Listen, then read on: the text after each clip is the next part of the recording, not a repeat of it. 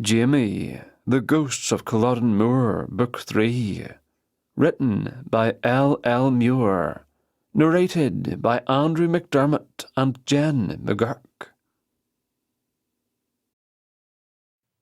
Chapter 1. Jamie watched Lachlan McLean step close to the young witch and disappear. As a ghost, the man disappeared all the time, as all of Culloden's 79 did. It was a fact that any time Jamie's own mind had nothing of much to hold on to, he would fade as well. It was much like fading to sleep, he supposed. One moment he'd be pondering this or that, and the next he'd feel himself going. And when next he woke, roused by one strong memory or another, or the stirring of his soul when Sansaray, the witch, was about, he'd find himself in the same position in which he'd awakened that morning after the battle of Culloden Moor. Awkward, that, lying on his side with a sword stuck through his middle, keeping him from rolling forward or back, his legs covered with red mud all the way to his knees. The blade stayed put only because the English blackguard who'd placed it there had no more use for it, since Jamie had cut the man down with his own dirk before breathing his last. Justice. He'd been fortunate. Not many found justice that day, but sadly, that justice hadn't been enough to send him on to face God, for there had been a far greater injustice keeping his muddy feet on the moor. And since that injustice could never be undone, he'd been resolved to the idea that he would never be leaving Culloden, ever. But that strange summer solstice evening, when he'd worried along with the rest that Sonny would not come, he was pleased when she finally appeared in her odd costume. A long black robe with a hood draped over her hair. For a moment he wondered if she had the occasion wrong, if she thought it might be Samhain, All Hallows' Eve. However, the wee witch, who was the personal pet of sorts of Culloden's 79, was a clever lass. Not one to mix up her holidays, let alone her seasons. There was something new between herself and their leader, number 79. After a spirited conversation between them, which had ended with 79 tramping away from her, she'd drawn them all to her and offered up a bargain, albeit a bargain none of them might have the power to refuse. He'd expected his turn to come much later, but Sansaray called him forward right away. Himself, specifically, and just after Lachlan had disappeared. It was almost enough to make a lad believe himself a wee bit important. For once, Lachlan hadn't faded. He'd gone somewhere, and Sonny was inviting Jamie to do the same. Do you trust me, Jamie? What was not to trust? Hadn't the lass become one of the family, so to speak? Aye, Sonny, I trust that you've not sent Lachlan to hell, at least. That won him a bit of laughter from the others, which always pleased him. Nay, I've sent him to a pleasant place, though ripe with opportunities for a man to prove his worth. So? She grinned at him with a twinkle of white firelight and a flash of green in her eyes from the strange swirl of emerald light that moved around her, a fence of sorts that he would never attempt to cross. What do you say, Jamie? Are you game? Will you do a noble turn for the chance to face Charles Edward Stuart and say your piece? Vent my anger on the prince and give up stalking the moors of Culloden forever. He gave a sharp nod. Aye, and happily, though I'd prefer to send the bonny prince back here to haunt the place for a few 100 years. More laughter bubbled behind him, and he noticed he had already moved forward to stand within Sonny's reach. It was all happening too fast. A light touch of panic caught him by the chest, and he turned to take one last look at the field in which he'd spent 2.5 centuries. Did he dare leave it? Truly? But he couldn't see the field, even if it had been light enough to do so. A wall of relatively solid ghosts surrounded him, familiar faces all. They'd begun as strangers united in Scotland's cause. They'd continued as like-minded spirits tortured by the feelings of a leader they'd believed in. But now they were ending alone, to be sent off one at a time, just as they'd risen the day after the battle in 1746. When Jamie pulled himself off the ground that morning long ago, wee Robbie stood nearby with his dog. "You're number 64, the laddie said. 63 of us have already climbed from our graves, aye. What do you suppose it means?" Jamie looked at the other Highlanders about him, unable to imagine what might happen next, when another body rose from the ground 20 yards away. Robbie and the dog padded off, presumably to give the man his number, and Jamie became just another ghost standing above the fallen, waiting for someone to explain why their spirits were being gathered. Called by no voice, but called together just the same. More Highlanders rose to join them, some young, too young. Though all death was tragic, it seemed more so that morning, when most of them were in their prime, but for Robbie, whose presence only exaggerated the tragedy. Jamie was a bit nervous when number 79 rose and joined them. A captain he was, with shoulders broader and his form taller than even the largest among them. An easy target, to be sure, but also a leader born. No rank required.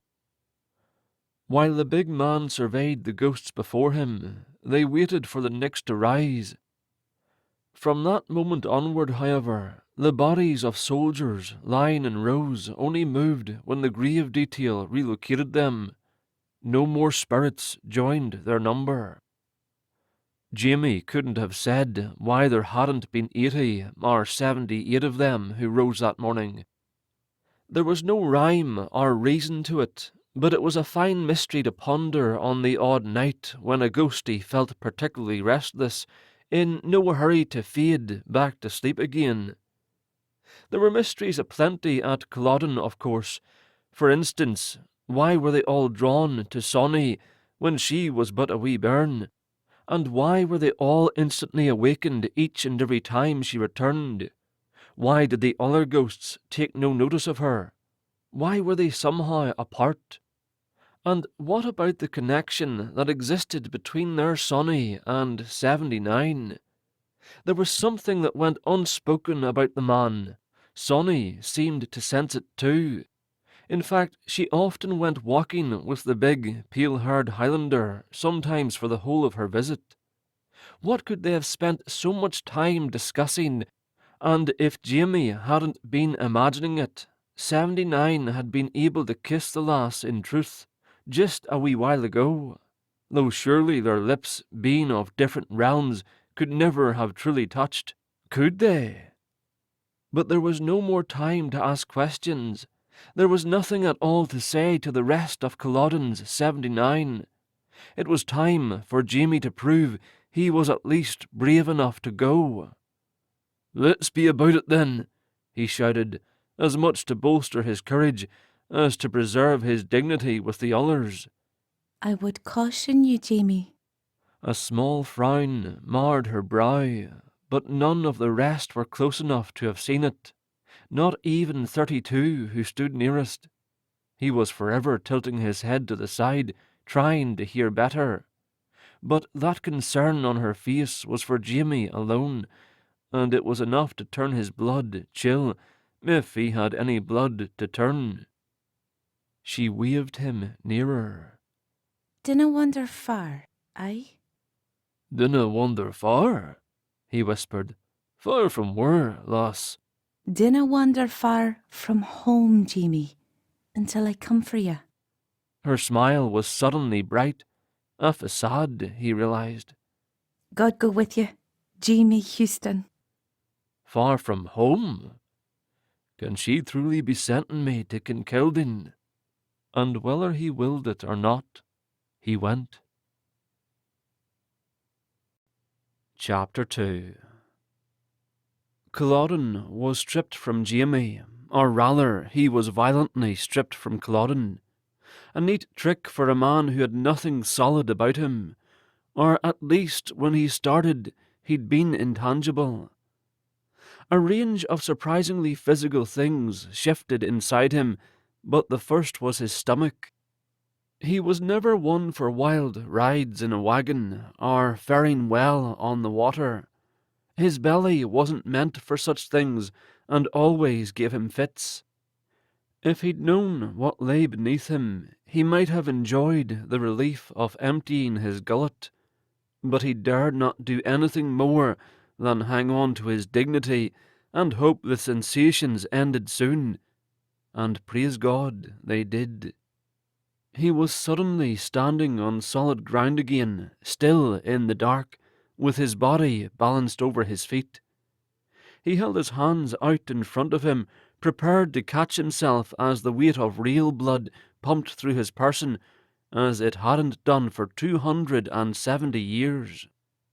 The heart in his chest boomed and whooshed with the power of a great set of bellows he might have found in the hands of a blacksmith, and so warm was his blood, it too might have come from a smithy.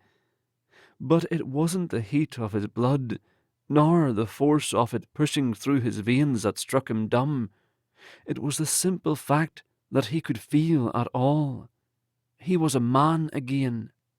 Warm blood, strong heart, weak stomach, and all of it welcome. "Thank ye, son Saray," he whispered, and hoped she could somehow hear him. "Bless ye, lassie." He breathed deeply and pulled familiar smells across his tongue and into his belly.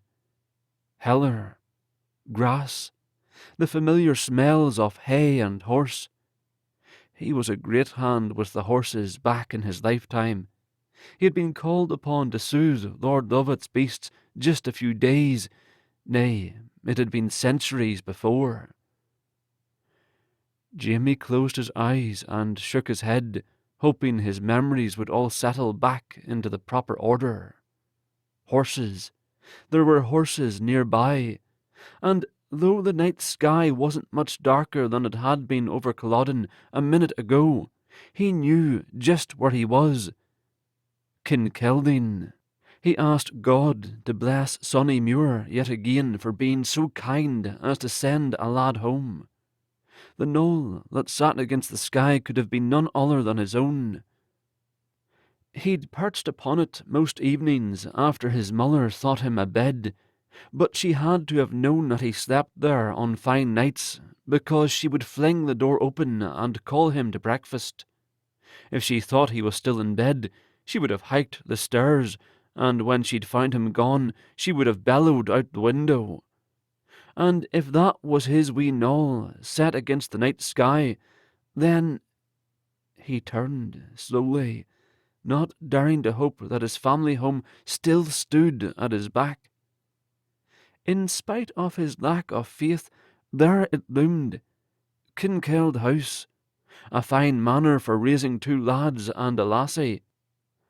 A pale, hulking, 3-storied house of tan stone waited for the morning sun to rise over Dunning Hill and reveal the manor's golden hue.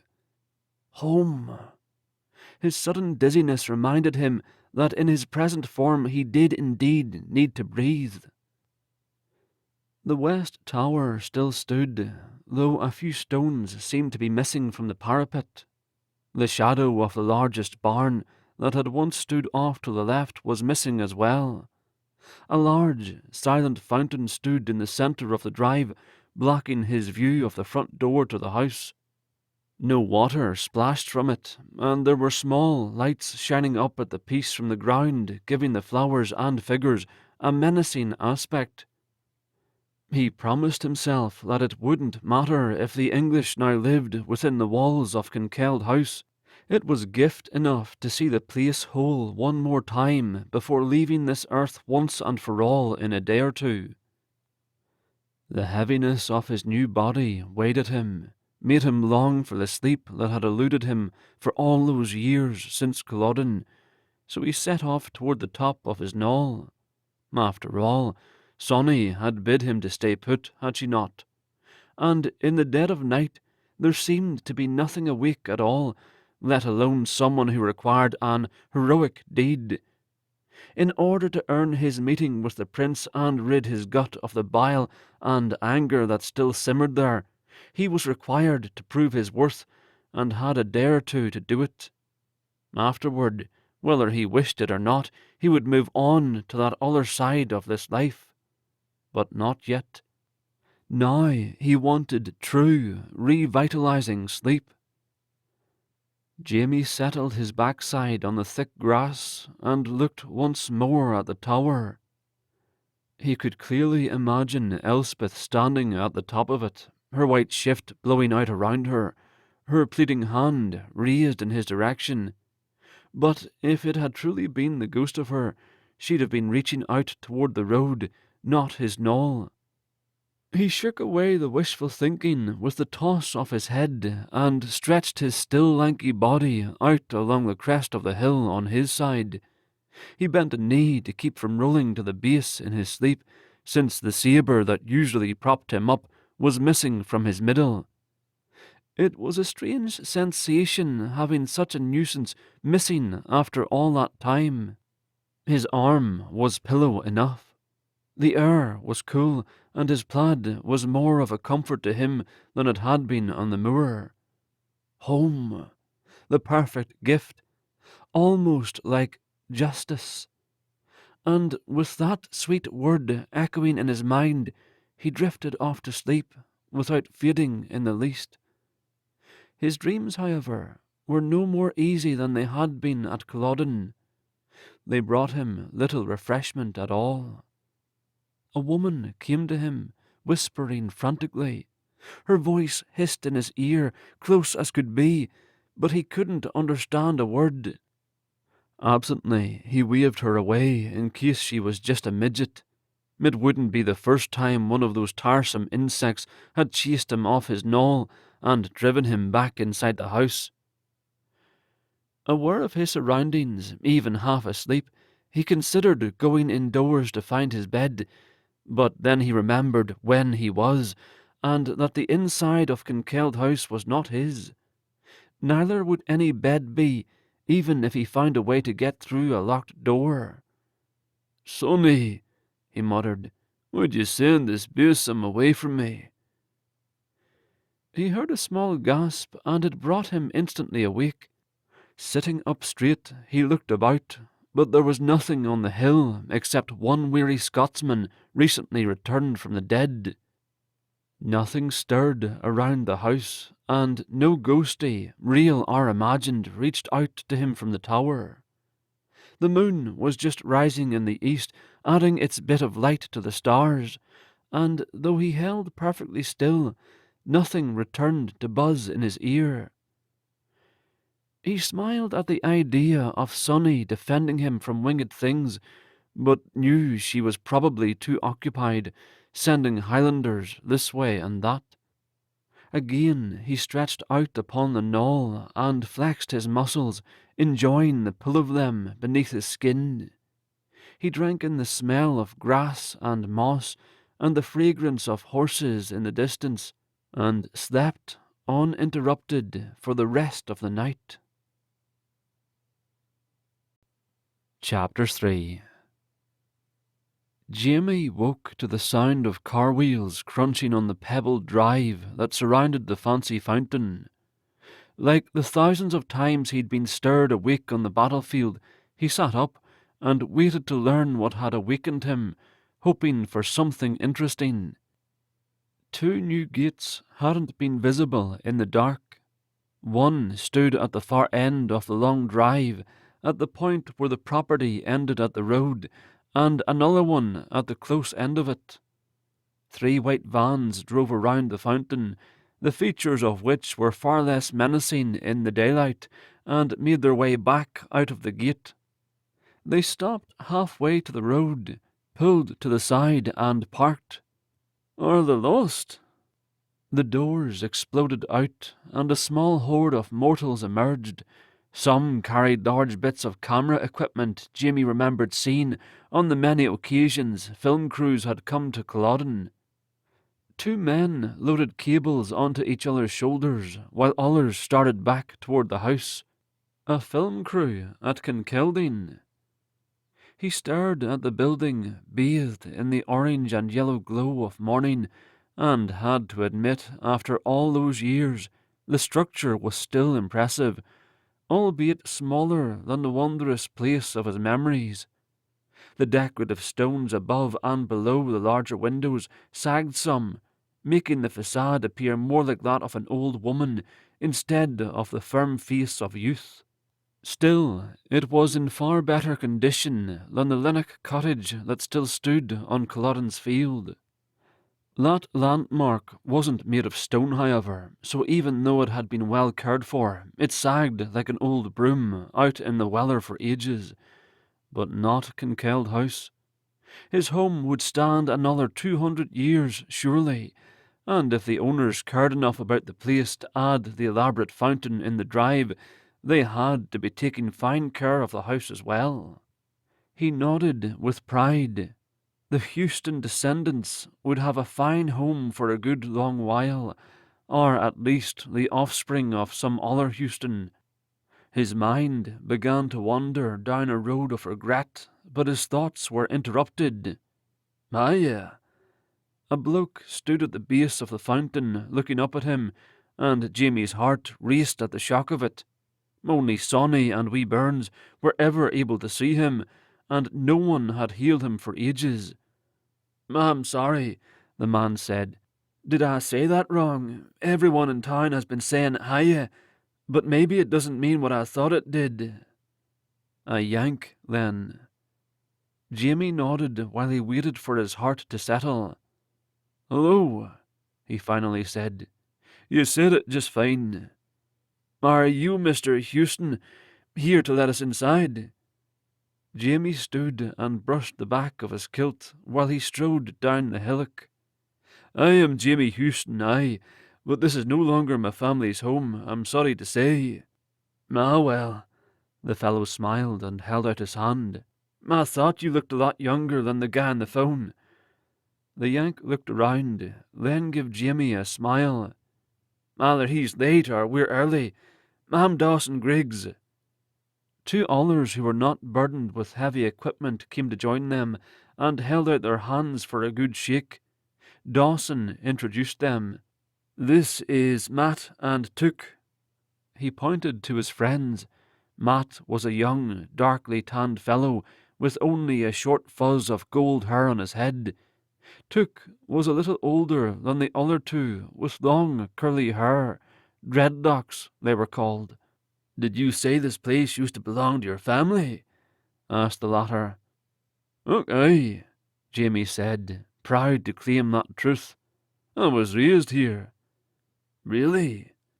Took seemed pleased to hear it, and pulled a small notebook and pen from his many pockets. "So you probably have all kinds of stories you can tell us about the Houston ghost." Jamie choked on his spittle. "The what?" Dawson and Matt exchanged a nervous glance. Took's brows slammed down hard. "Now don't tell us we've come all this way and there are no ghosts here. We did our research." Jamie held out both hands and eased them up and down as if soothing a troubled beast. "Calm you down," he said. "There is a ghost here." He was surprised he could manage to say it with a sober face. "I can, in all honesty, tell you that there is a spirit here at this very moment. It's just that I'd never thought of it as the Houston ghost afore." The 3 immediately relaxed. Jamie wondered if it might be exciting to see how much fun he might have with a bunch of ghost hunters now that they were able to see him. On the moor he got no pleasure from it at all. In fact, it had always insulted him to have folks call themselves mediums and demand that the dead of Culloden rise up and speak, like dogs performing tricks for a wee treat. The spirits, he knew, had more important matters on their minds than the entertainment of strangers, although at the moment he marvelled that he'd been able to busy himself for so many years.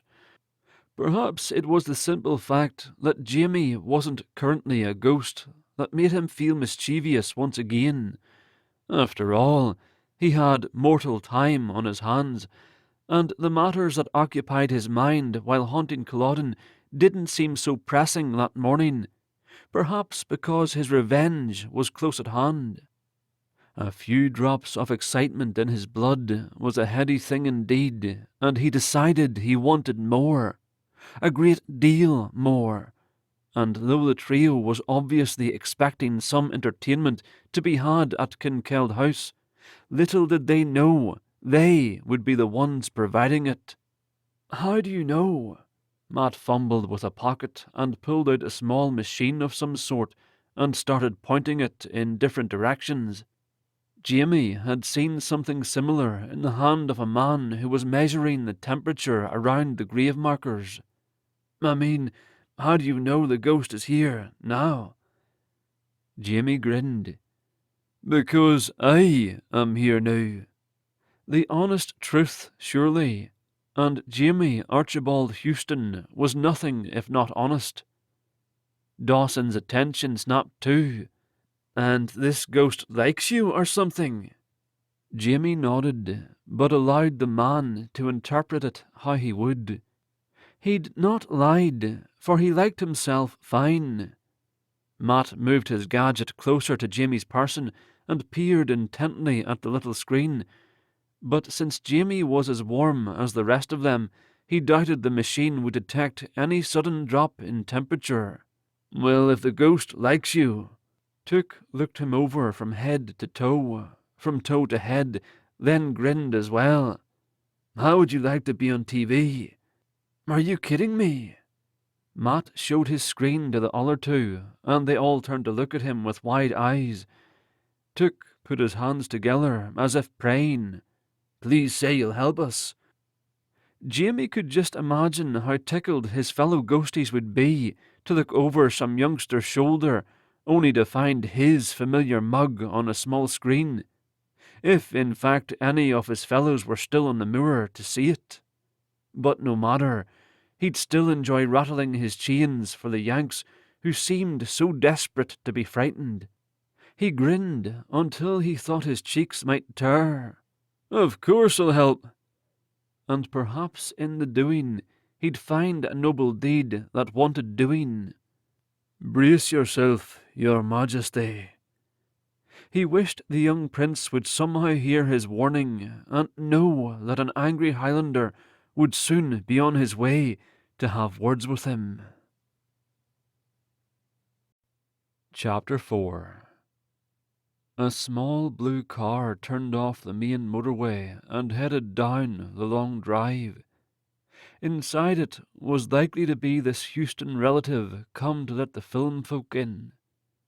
Jamie waved a hand to gain the attention of his new friends. "I think it best if you don't mention my relationship to the ghost to this man. Neither should you let on that I'm a relative, bad blood and all that." "Oh, well, sure," Dawson said. "I'll just tell him you're Jamie, an historical consultant. How's that?" "Fine, then. Just fine."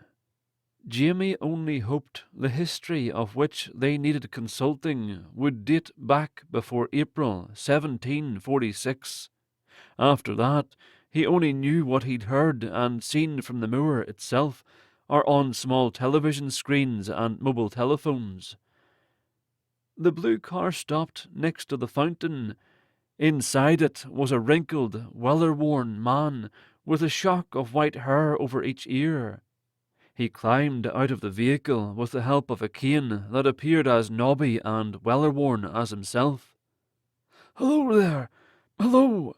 he said to Dawson, who stood beside the car's open door and offered the old man a hand. He waved it away. "Have a cane, laddie. I'm not dead." His smile never wavered. "Hello," he said again to Matt and Took. Then his brows rose skyward when he got a look at Jamie. "Would you look at that, would ye? Some fine piece of work you are, my boy." He glanced around dramatically in concern. "Dinna let me wife have a gander at that fine goldenrod kilt, or I'll lose her to you for certain." He raised his knee to give it a slap, and laughed with no care whether he laughed alone. Dawson looked nervous. "This is, Jamie. He's our historical advisor for this job." The old man's head bobbed heartily. "Just call me Hughie, and a fine advisor I would think, with a great kilt like that. Oh, I say." He hobbled closer so he could finger the weapons and gadgets hanging from Jamie's belt. "You see these?" He spoke over his shoulder to the others. "Flints at the ready. Oh, and he's got authentic tools here, do you see? Back during the 45, he'd have had to melt his own shot and use these to cut away the seam." He winked up at Jamie, then frowned rather suddenly. "Do we ken each other, laddie?" Jamie gave his head a shake. The man grunted, then turned away. "Shall we go in, then?" He pulled some keys from his pocket and headed for the front door. "I don't suppose our ghost will come outside to greet ye." He laughed gleefully, as if he'd made the most humorous comment. The four of them gathered just inside the door. The cameras and crew were left outside for the time being. "What we plan to do this morning is to get some clear shots of the house to edit in later," Dawson explained. But then his ramblings became a low drone in the background while Jamie soaked in the sight of his beloved home. Nothing was out of place. The doorways and rooms had not been changed at all. The paper on the walls was not from the 18th century, but some of the panelling was original. The railings had been changed, but the ornately carved newel posts were all too familiar. In reverent awe, he sat on the first landing and ran his hands over the leaves and stems. He'd stood at his father's hip while the man carved each and every detail. He'd learned how to hold his father's tools, learned what a soft strike of the mallet would do in comparison to a firm one, how the wood chips fell away as if they'd been asked kindly to do so. The pattern inside was slowly uncovered, as if it had been there all along, waiting for the right man to come reveal it to the world. Without thought, his fingers found the leaf that was a bit smaller than the rest. His father had allowed him to chisel that one detail, and he'd struck too hard. There'd been no way to fix it, and yet his father claimed it gave the post character. "Variety is best," he'd said, "else why would God have made us all different, even from our brothers?" The old man tapped the floor with his cane. "Jimmy, lad, are ye coming?" The party moved farther into the heart of the house, and he was forced to leave his memories for the moment. But he was determined, if his noble deed didn't take him away before morning, he would return and give the posts the adoration they deserved. The bedchambers on the main floor were furnished with cheap velvet coverings over cheap bed frames. The photographs on the walls were of no one he knew. The master bedchamber held not a trace of his parents. Though it was a barren cavern of stone walls, the kitchen was packed to the rafters with memories of his mother, aunts and grandmother bending to their work, laughing at familiar stories and murmuring appreciation for the taste of a well-made recipe. He could almost see them dancing about, for their movements had been like dancing. A room full of women moving fine but heavy-laden dishes from table to table without bumping into one another. and all done with smiles on their faces. His mother's kitchen had indeed been a happy place, and he remembered well the sad year he'd became too large and gangly to be allowed inside once that dancing began. He'd bumped into his grandmother and sent her tumbling. After that, he'd sorely missed dipping a piece of shortbread into the clotted cream.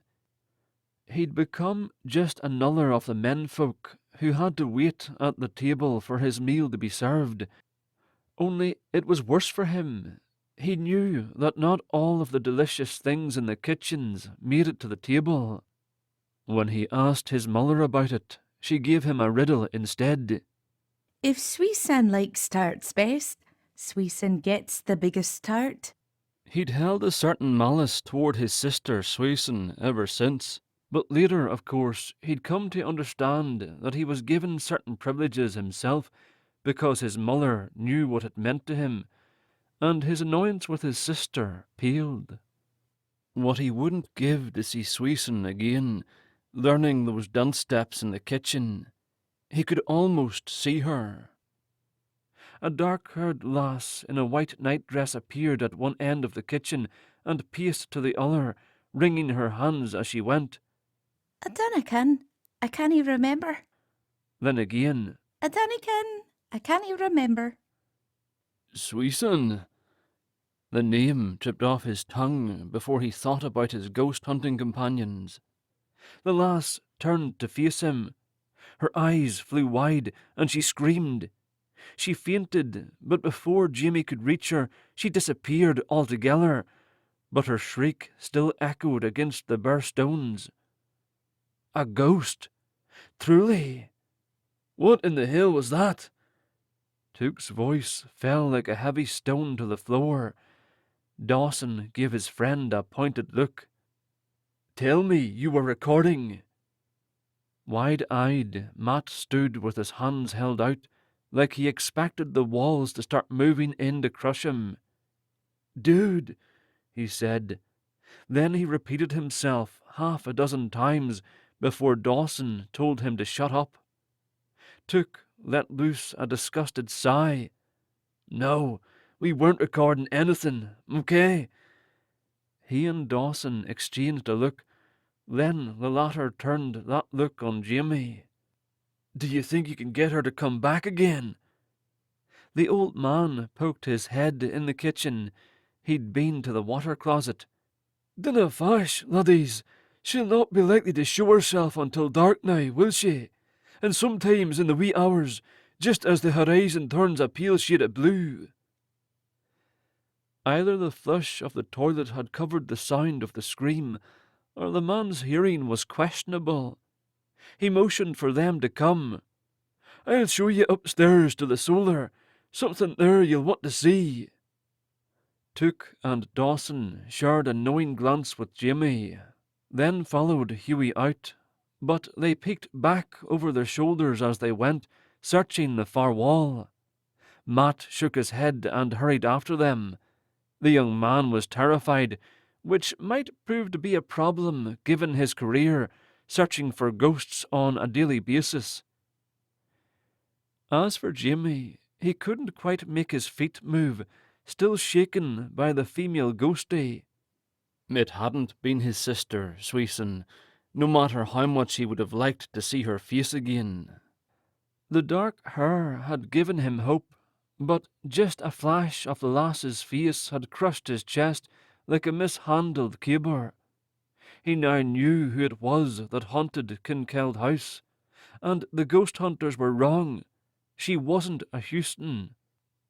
At least she hadn't been as late as April of 1746. Chapter 5. The lass never presented herself again, even though Jamie waited alone in the kitchen for as long as he could. Eventually, he had to give in to the calls from the men upstairs, or explain why, and he didn't feel like getting into such intimate details with Hughie, let alone the Yanks. Besides, the history of the house was being sorely exaggerated by the old man, and Jamie wanted to amend the truth as much as he could, especially if the telefolk were presenting it all as fact. Thankfully, after a long lecture about the foolishness of the Jacobites, which Jamie longed to counter, Hughie's energy began to wane. "If you'll follow me, laddies," he puffed and gasped down the hallway, "I'll show you the face of the man who haunts the graveyard beyond the gardens." More spirits! Jamie had been confident he was the closest thing to a ghost present when he'd been teasing the film crew, but not only had he seen Elspeth's ghost in the kitchens, there was apparently another in the family graveyard. And though he'd learned the fine art of patience over the years, he could hardly wait until nightfall to discover who else he might be able to speak to once again. It was possible, sadly, that the ghost in the graveyard could be anyone else who died at Culloden in the centuries since he'd lived there, for he knew of no ghosts roaming around in his childhood, and if he did not know this new ghost, so be it. It was enough of a boon to be allowed to see Elspeth again. If he was still around after dark and could speak with her, he couldn't imagine what he might have done in his past to deserve such a reunion. It was a wish he could never put voice to. Did Sonny know his heart so well, then? The thought made him nervous. What else might the witch have in store for him? Sonny's warning repeated for the 10th time. Stay close to home. Stay close. Aye, it was easy advice to follow, easiest he'd ever been given, but he would stay wary just the same. The small company moved to the end of the hall, away from the portraits of Houston ancestors, or rather descendants he'd never known, and into the solar, the room where his family had gathered every evening of Jamie's rather short life. He stepped across the threshold, and his eyes flew immediately to the far wall where his father's elaborately carved chair had always stood. His heart leapt to see that it still existed after so many years. The worn bits were much more worn than before, the colour all but gone from the thick bar where his own feet had rested when he was a boy playing at Laird of the Manor. But his father had needed no bar on which to rest his feet. He had been as tall and lanky as Jamie turned out to be. "That chair was built and carved in this very room," the old man explained, noting Jamie's interest. "I ken it," Jamie muttered, his pride preventing him from holding his tongue. He'd watched his father make the chair as well. "It's too big to get out the door or the windows, and none of the owners of the house had the heart to cut the thing in half." Praise God. Jimmy closed the distance and slid his backside onto the seat of it, pleased to see that it fit him the same as it had fit his father. His feet remained on the floor, or at least his toes did. The old man sputtered, "You canna sit in it, man. Have you not read the signs posted all about the house? No touching the furnishings. Aye." Jamie begged pardon, but took his time getting to his feet, and silently he promised his father's chair that he would return later. "Now," the old man slipped back into his easy tour guide skin. "The manor is called Kincaid House, but the area around it is called Culloden. Translated directly, it refers to the people of the area, not the area itself. And if you'll turn your attention to the portrait above the mantel, you'll see the Culloden man who haunts the graveyard. I've seen him myself, I'm not ashamed to admit, late at night. A special tour group of Americans." He turned from the painting and showed the whites of his eyes. "Well, I'll be jiggered." His face paled as he glanced from the painting to Jamie and back again. Jamie looked up, hoping to see the face of his father, for who else would a son like to see again after 270 years but the man who made him a man himself? His heart stuttered. He had to allow that his father's face bore a striking resemblance to the man in the portrait, but it wasn't Archibald Houston in the painting. It was Jamie Archibald Houston. Two things confused him, however. Firstly, how had anyone remembered Jamie's face so well they might paint such an accurate likeness after he'd left for war? And secondly, if he had been haunting Culloden all those years, how could he possibly be haunting the family graveyard? His confusion would have to wait, however, because a certain old man was having a difficult time keeping his feet beneath him. Chapter 6.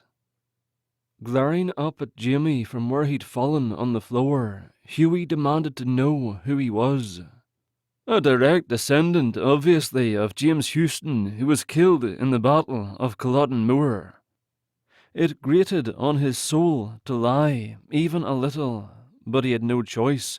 Telling the old man the truth might prove to be too much of a shock, and he couldn't take the risk. I knew I recognized ye in the drive. The man's frown suddenly changed to a hopeful smile. For a nominal fee, I'll be happy to give you a guided tour of the grounds later tonight. Jamie shook his head, and he helped the man to his feet. The only thing that would remove himself from Culloden that night would be Sonny, come to tell him the prince was ready to see him.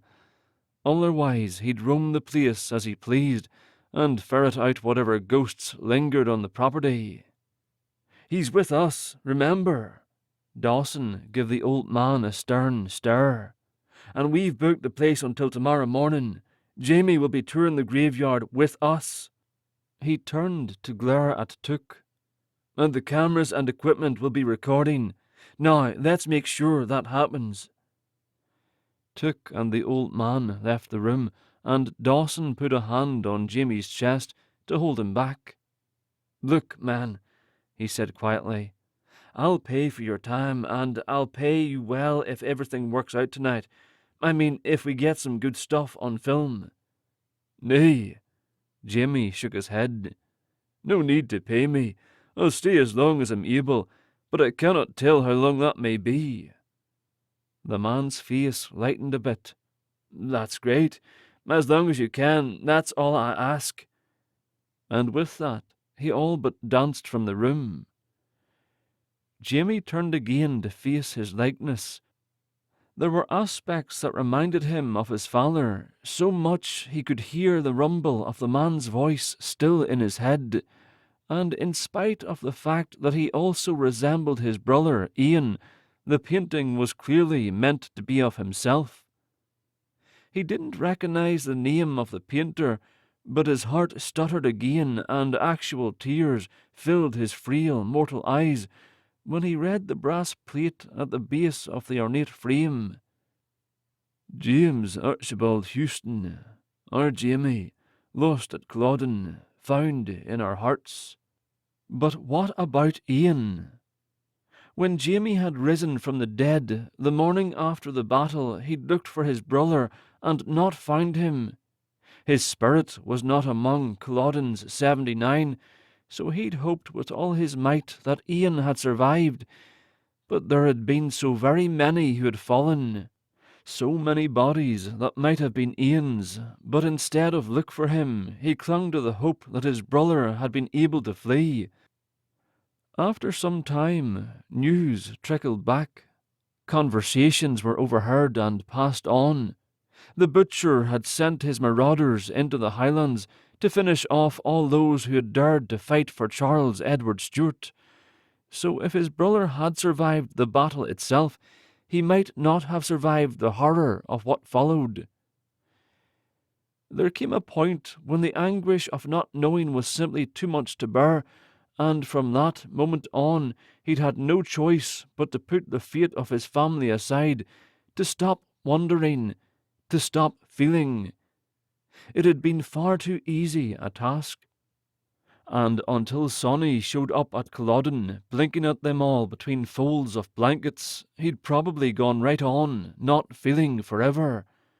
Now, thanks to the wee witch, he was feeling again. Not just the movements and reactions of his body, but the fears and worries that had lain dormant in his heart. The moors in his chest had begun to thaw, and minute by minute he became more alive with emotion. Heaven help him if he didn't get his wild thoughts under control. He might find himself on the ground, drowning in a pool of his own tears. Ian. He must at least learn what happened to Ian. If there was a portrait commissioned for himself, then a portrait of his brother might tell him if and where his brother might have fallen. Perhaps somewhere in the house. If the owners kept his, it would stand to reason they would keep Ian's. Jamie stomped out into the hallway and began his search, but after scouring every room, he found nothing of his brother. He'd begun to marvel that he'd seen anything at all of his own family, when so many Houstons and others had lived and died in Kinkeld House. His only hope was that Hughie might know something. A glance out the window showed the old man climbing back into his blue car, and Jamie ran as fast as his recently animated legs could take him to catch up with the man. Just as the car rounded the fountain, Jamie knocked on the glass of the passenger side. The car stopped.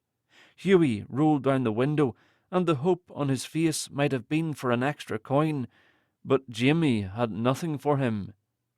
"Please, can you tell me," Jamie said breathlessly, "if you remember anything more about James Houston, or more importantly, do you ken what happened to the brother who also fought at Culloden, or, dare he ask, what happened to the rest of the family?" The man sighed, realizing he was being offered nothing as compensation for his contributions. "Aye, the brother Ian fought at Culloden as well, but he surrendered. He was tried and transported to the colonies. It is the ghost of their sister who haunts the house and tower.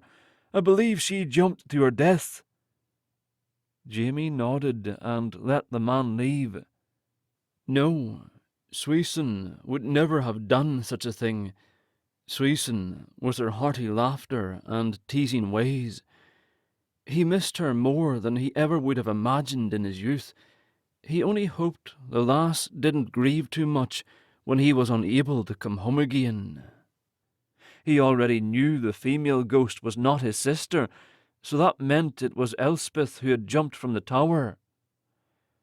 A massive weight descended upon him at the news, as if it was his fault the lass had killed herself. He'd obviously made little difference on the battlefield, but he might have made a difference at Culloden. Poor Elspeth, no wonder she haunts the place. Had she found it too horrible a prospect that Ian had been sent to the colonies? Had she been distraught at the idea of raising his child without him? Surely Jamie's parents would have taken her in and cared for her and the bairn, whether or not Ian had married her. So why? His sorrow for Elspeth warred with his joy that Ian had survived not only Culloden, but the slaughter that came afterward. His brother had ever had good fortune. After all, he'd won Elspeth's heart. Unfortunately, she hadn't been quite so dear to Ian. He stopped suddenly, understanding dawning like the sun rising over Dunnan Hill. His noble deed. A damsel in honest distress was Elspeth. He must have been sent to help her move on to the next world. If she still waited for Ian to come home, she waited in vain. All Jamie needed to do was help her understand, get her to cross over, and he will have proven himself. His long-awaited revenge would be at hand. As soon as the sun was down, he'd do something he never would have imagined. One of Culloden's 79 was going ghost hunting. Chapter 7. Matt and Took ordered about their small film crew and filled the house with equipment. They were diligent in their planning, keeping the gadgets and cables well to one side of a given room, hanging microphones out of view of the cameras. They'd done the same with the vans outside, parking well away from the house so wide shots could be filmed of a lonely, deserted house, fronted by an equally lonely fountain. They filmed his knoll for a bit, then climbed to the top and filmed down upon the house from that height. They filmed Jamie standing just outside the door. They filmed him wandering the rather modern gardens, with his hands behind his back, like the lord of the manor surveying his domain. If he truly had been lord of the manor, however, he would have seen to it that most of the flowers in the garden were replaced by useful foodstuffs. Dawson and the rest kept him away from the family graveyard and asked him not to go inside the house until after dark. If he was going to arouse the ghosts, they wanted to be there to witness it, and if it was dark, they hoped to be better able to capture it on film. Jamie was simply grateful they didn't expect him to wander about the place, moaning, pretending to be the ghost of himself, since he was already dressed for the part. In the afternoon, a woman delivered supper. She assembled a table and covered it with a crisp white cloth and all manner of delights. Only then did Jamie realize the sharpest ache in his gut was not for Elspeth and his long-lost family, but for food. When Dawson insisted Jamie join the rest of the crew and eat his fill, he could have wept for joy. "Believe me," his new friend said, "it's going to be a long night, and you won't last on an empty stomach." He especially enjoyed the crisps covered in salt, and with Dawson's permission, he tucked a small bag of them into his sporran for a later snack. He recognized tablet as something the tourists purchased in the Culloden shop and tried it, but it was far too rich for his palate, and he spit it out for fear of tossing up the rest of what he'd eaten. "To taste again. Thank ye, Saint Sorey." The food woman left behind the uneaten things in a sack, packed up her table and baskets, and left. There was nothing more to do but wait for nightfall, so the men wandered off in search of a place to relax for a bit. Jamie returned to his knoll, but instead of stretching out and sleeping away any more of his precious mortal time, he thought back to the day he'd left his beloved Kinkeld house. He'd stumbled out the front door in the wee hours and looked for Ian. When he reached the corner, he'd heard his father and brother speaking low. With his sight all but gone, Archie Houston's hearing was keen indeed. No doubt he'd heard them stirring and came outside to bid them farewell. But his next words kept Jamie from showing himself. "No son of mine could be so cruel," his father said. "Marry the lass today, Ian. Join Lord Lovett's regiment tomorrow." "Nay, da, I'm needed now, and so is Jamie." "You're needed here. Give us an hour or two to summon the priest and wake your mother." "No need to wake mother. His brother paused, but he couldn't have been distracted by Jamie, tucked well around the corner of the house as he was. "What is it, son?" Ian let go a gusty sigh. "I donna mean to marry the lass." There was a longer pause while Jamie's brain caught up with what had been said. It came as no surprise that his brother didn't mean to marry Elspeth. Nor did it shock him that his brother had likely gotten a lass with child. What amazed him was that Ian would admit such a thing to their father, a man to whom honour meant all. "No, son of mine!" "I am a son of Scotland now," Ian hissed. Then he stomped out of the yard and onto the drive. "Tell Jamie to hurry, or I'll go without him." His father found Jamie then, his head cocked to the side, likely drawn to the sound of his son's breathing. They were both too embarrassed by Ian's actions to face each other directly. "Go with God, Jamie, my boy, and watch your back, for I fear Ian could not be trusted to do it for ye." The tall man pulled him tight in his embrace and choked the air out of him, then walked away, his thin cane tapping its way half-heartedly toward the front door.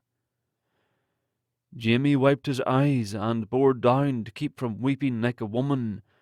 After all, he was on his way to join the Jacobite army, to represent the family in his father's stead.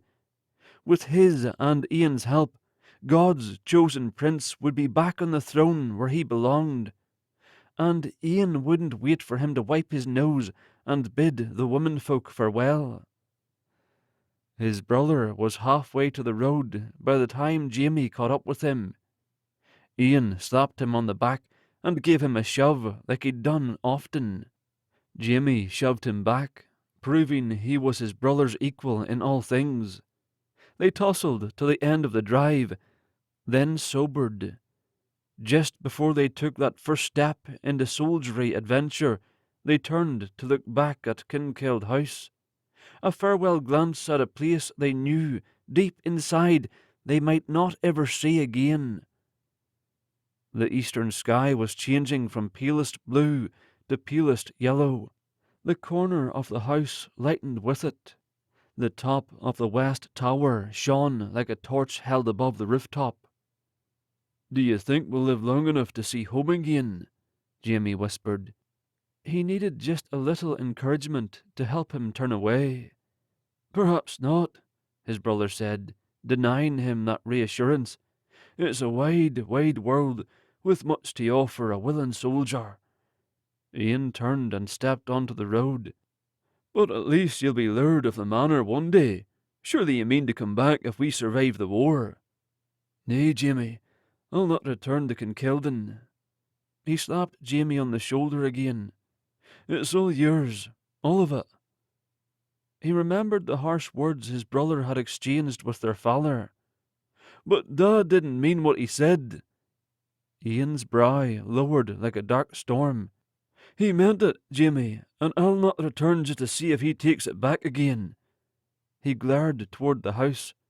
"I hope it haunts him until the day he dies, and beyond."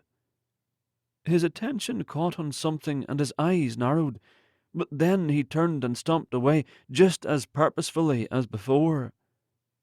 Jamie turned to see if perhaps their mother had come out to bid them farewell after all, but the figure in white standing on the tower was not mother. Elspeth stood forward on the battlements with one arm held out to him, or rather, to his brother. But Ian was already beyond the trees. He had no parting gesture for her, even though Jamie was sure his brother had seen her.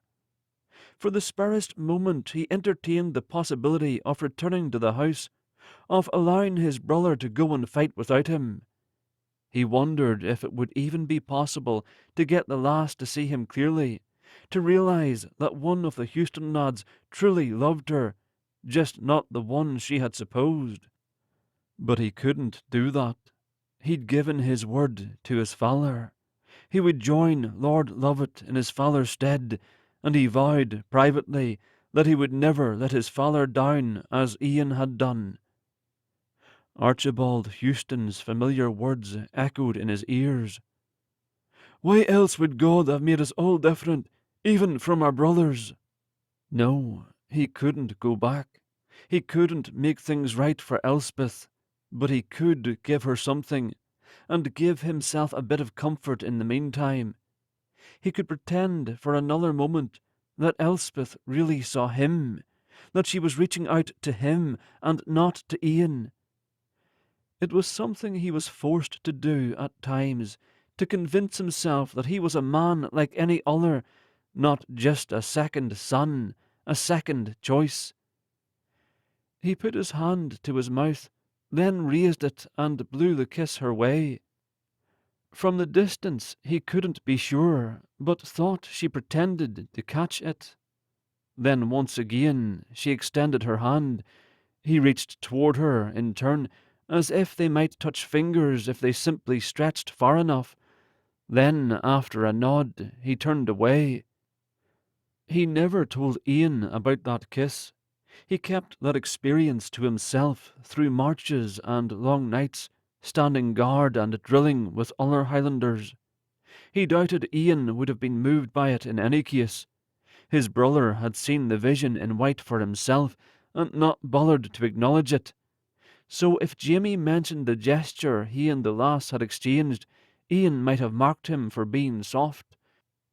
But deep within, there was a small part of Jamie that feared his feelings for Elspeth made him an imperfect brother. Perhaps he hadn't dishonoured his father, but had he dishonoured his own blood just the same? Sitting on the knoll, he glanced up at the tower. In the strange light of the gloaming, he could almost imagine her there. But he wasn't imagining. Elspeth was standing there once again. Had she been there the night before, and he'd wasted an entire day because he'd not believed she was real? An ironic turn for a ghost not to believe.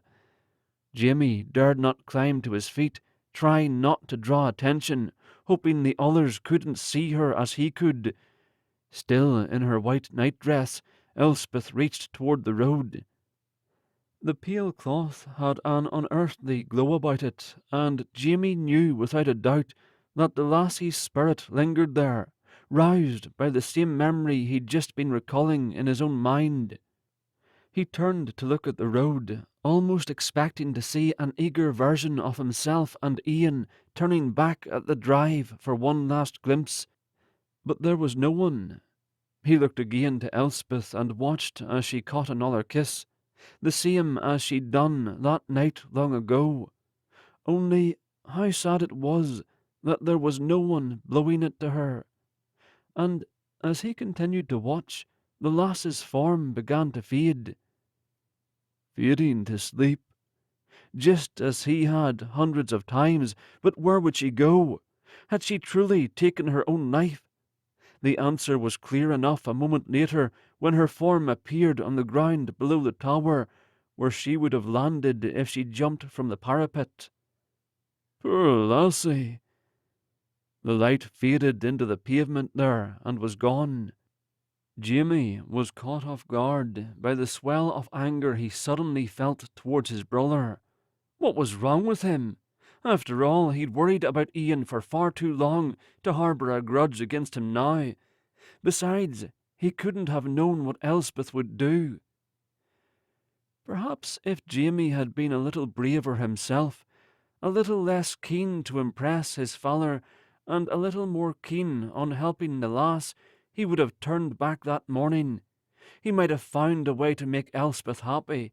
He might have helped her see that she was well and truly loved. Her life might not have ended as it had. Ashamed, he said a little prayer that his heroic deed would involve something other than rousing Elspeth from her light slumber.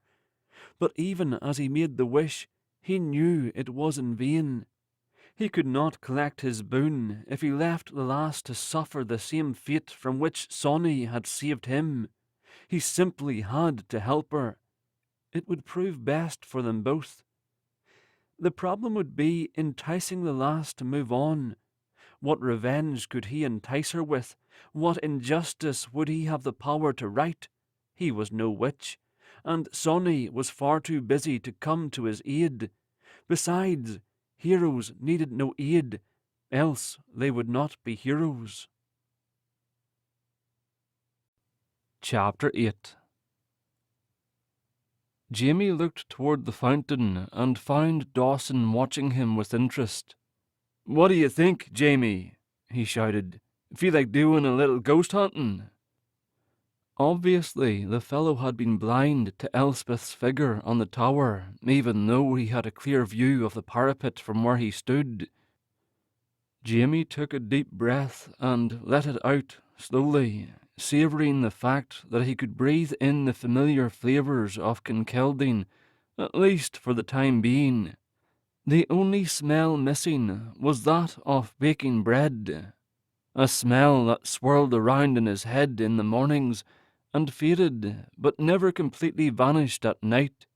"Sure," he answered, even though he was positive he did not wish to rouse Elspeth's spirit so soon after she'd returned to her rest. They began in the front of the house. Dawson ran his hands over the stones and spoke of the manor as a living thing while speaking to the camera. "One of the most haunted places in Scotland," he said. It was all rubbish, of course. The entire country of Scotland was filled with ghosts who refused to give up the fight for love, or revenge, or pride of country. Culloden was another matter. There were easily more ghosties there per inch than anywhere other than the prisons. If those Yanks would have gone hunting on the infamous Moor instead, Jamie would have been free to speak with Elspeth's spirit without a bloody audience. "We're going into the heart of the house now," Dawson explained to the large camera lens being carried by another man who dogged his footsteps. The lens was held waist-high and angled up at Dawson's face. The light gave him the same eerie look Jamie had seen on the fountain's figures outside. It made him uncomfortable for an entirely different reason. He wondered if he could trust the camera operators not to drop those lenses so low the viewing audience would be looking up Jamie's authentic kilt. They escorted the cameras through the sitting room, the entrance hall, and into the kitchens. Dawson's eyes widened and his voice dropped. "This afternoon, when we first entered the kitchen area, we heard a woman scream. Of course, we weren't expecting any contact during the day, so we didn't get it recorded. So, technically—" Dawson paused and tipped his head back and forth as if weighing his words. "I shouldn't even tell you about it, but I guess it's too late now, right?" He laughed lightly, then sobered. "I will admit I'm pretty freaked out right now. I mean, if this tortured woman comes back and screams again, like she did earlier, I'll probably wet myself, you know." Hardly professional scientists, Jamie's new friends. But perhaps their ghost hunting show was aimed for a younger crowd, more interested in being frightened than discovering the truth behind the haunting. As for Jamie, he was fairly certain he knew why Kinkeld House was haunted by a woman in white, but was it his place to share her reasons with others? He thought better of it. "This is Jamie Houston," Dawson announced, and the camera followed his gesture. Bright lights shone in his face, but after a few seconds of vigorous blinking, Jamie was able to see clearly in spite of them. Dawson showed no regrets for surprising him as he had. "Jamie saw something just before we heard the scream, didn't you, Jamie? You called out a name, then ran a few steps and stopped. I never got the chance to ask you what happened, man. Can you tell us now?" Jamie showed Dawson, with his look of disgust, just what he thought of being caught off guard while the camera was pointed in his face.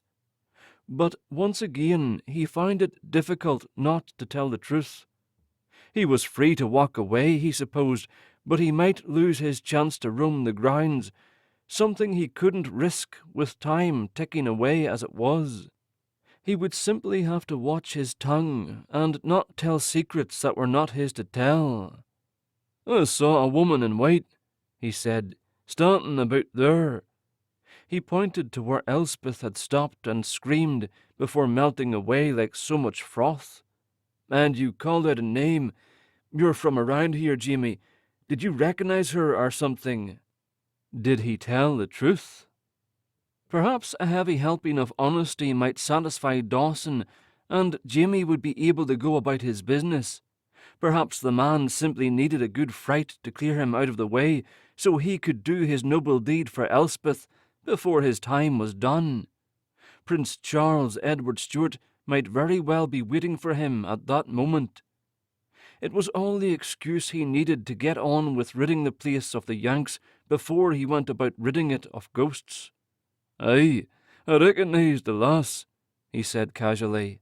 Dawson hid his smile. "And what is her name?" Jamie bit his lip and said nothing while he plotted his strategy. "Oh, come on, man. It won't hurt to say her name. Sweet something. Wasn't that what you said?" He could just imagine the Egypt walking around the house bellowing sweet something over and over again. But if he called the right ghost, maybe he'd get more than he bargained for. Her name is Elspeth. Dawson frowned. Elspeth? Really? He gave a light shrug. And you grew up around here, so you know this ghost, right? That's how you know her name. In the background, Took grinned and raised his thumb, first at Dawson, then at Jamie. Nay, I didna ken the ghost. I kenned the woman. But she's been haunting this place since the mid-1700s. Dawson straightened, unhappy to think Jamie was meddling with him. That's right, he said with a smile. I'm nae sure when the lass died, but I do know the last time I saw her was in the spring of 1746. Cut! Dawson waved a hand for the cameras to stop. He forced a smile. After all, Jamie was working for free. Maybe we'd better get our lines straight after all, Jamie. I mean, our viewers can do math, you know. Oh, aye. He tried to keep his own smile under control.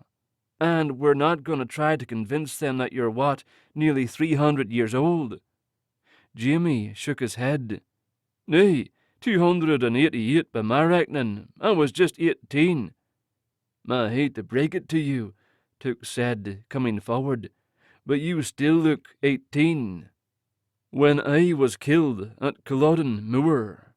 He raised a brow at the dreadlocked man and waited for him to perform his calculations. It sounded as if everyone in the house had ceased breathing except for Took. The man exhaled forcefully and repeatedly through his nose.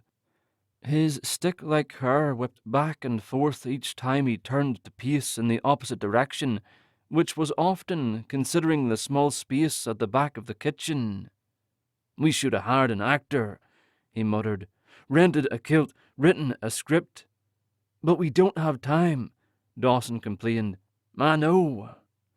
Took closed his eyes and let his head fall back, even though he continued to pace. Just let me think a minute. Matt, on the other hand, stood stock still with his jaw hanging wide. The device in his hand was about to slide through his fingertips. Jamie pointed. You may wish to catch that.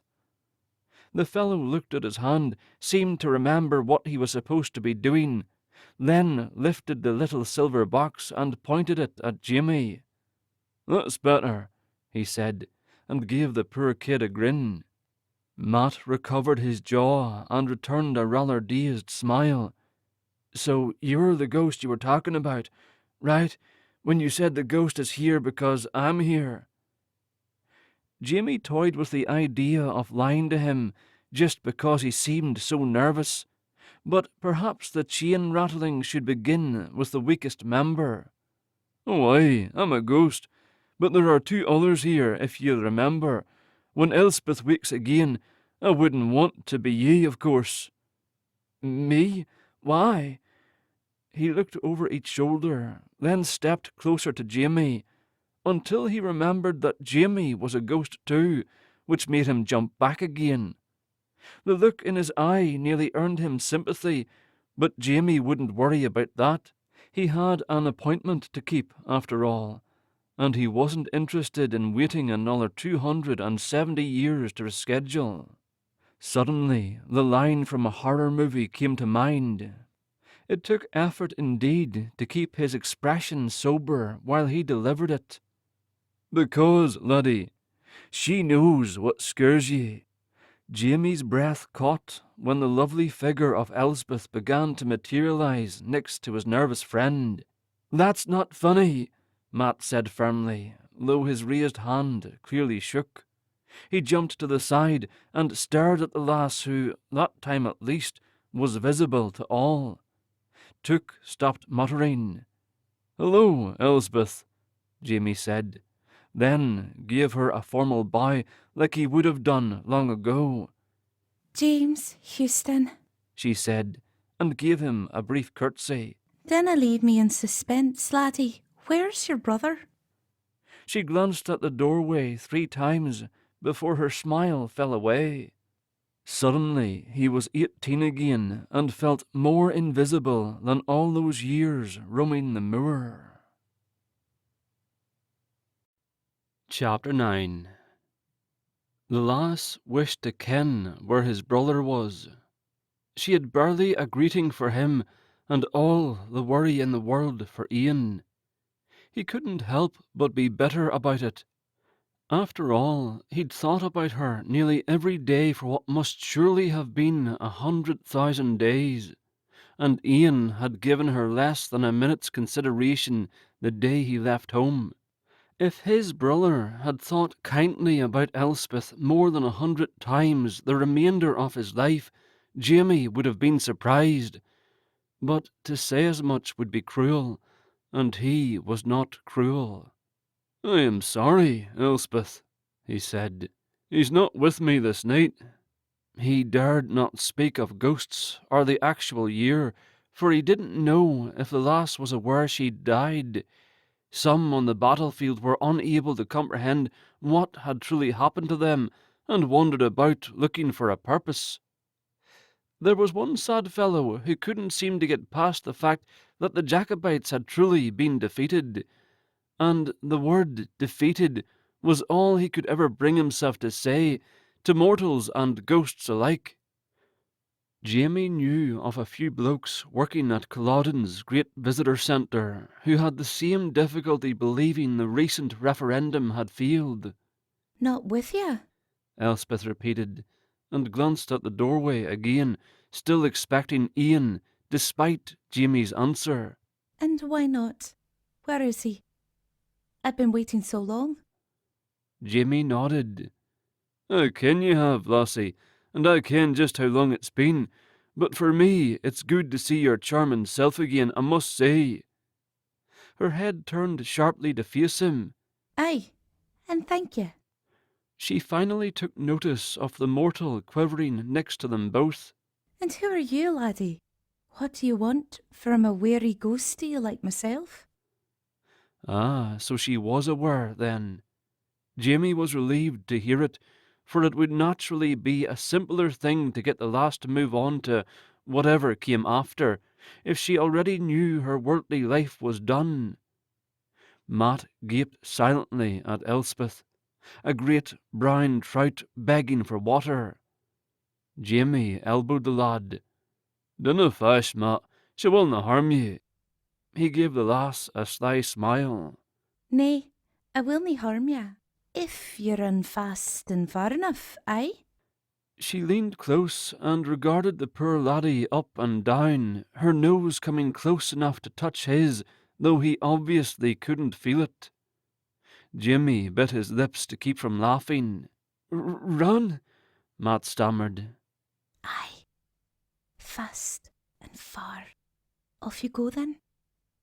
She waved toward the arched doorway with the back of her hand. Matt nodded and bent down, laying his recording device on the ground, keeping his wide eyes upon her all the while. Then he shuffled quickly to the doorway, shoved one of the slack-jawed cameramen out of his way, and ran, sputtering out of the house. They heard the front door open, but it never closed. Elspeth waved her hand toward the arch, and the neglected door banged shut with a hearty boom. "A neat trick, that," Jamie said.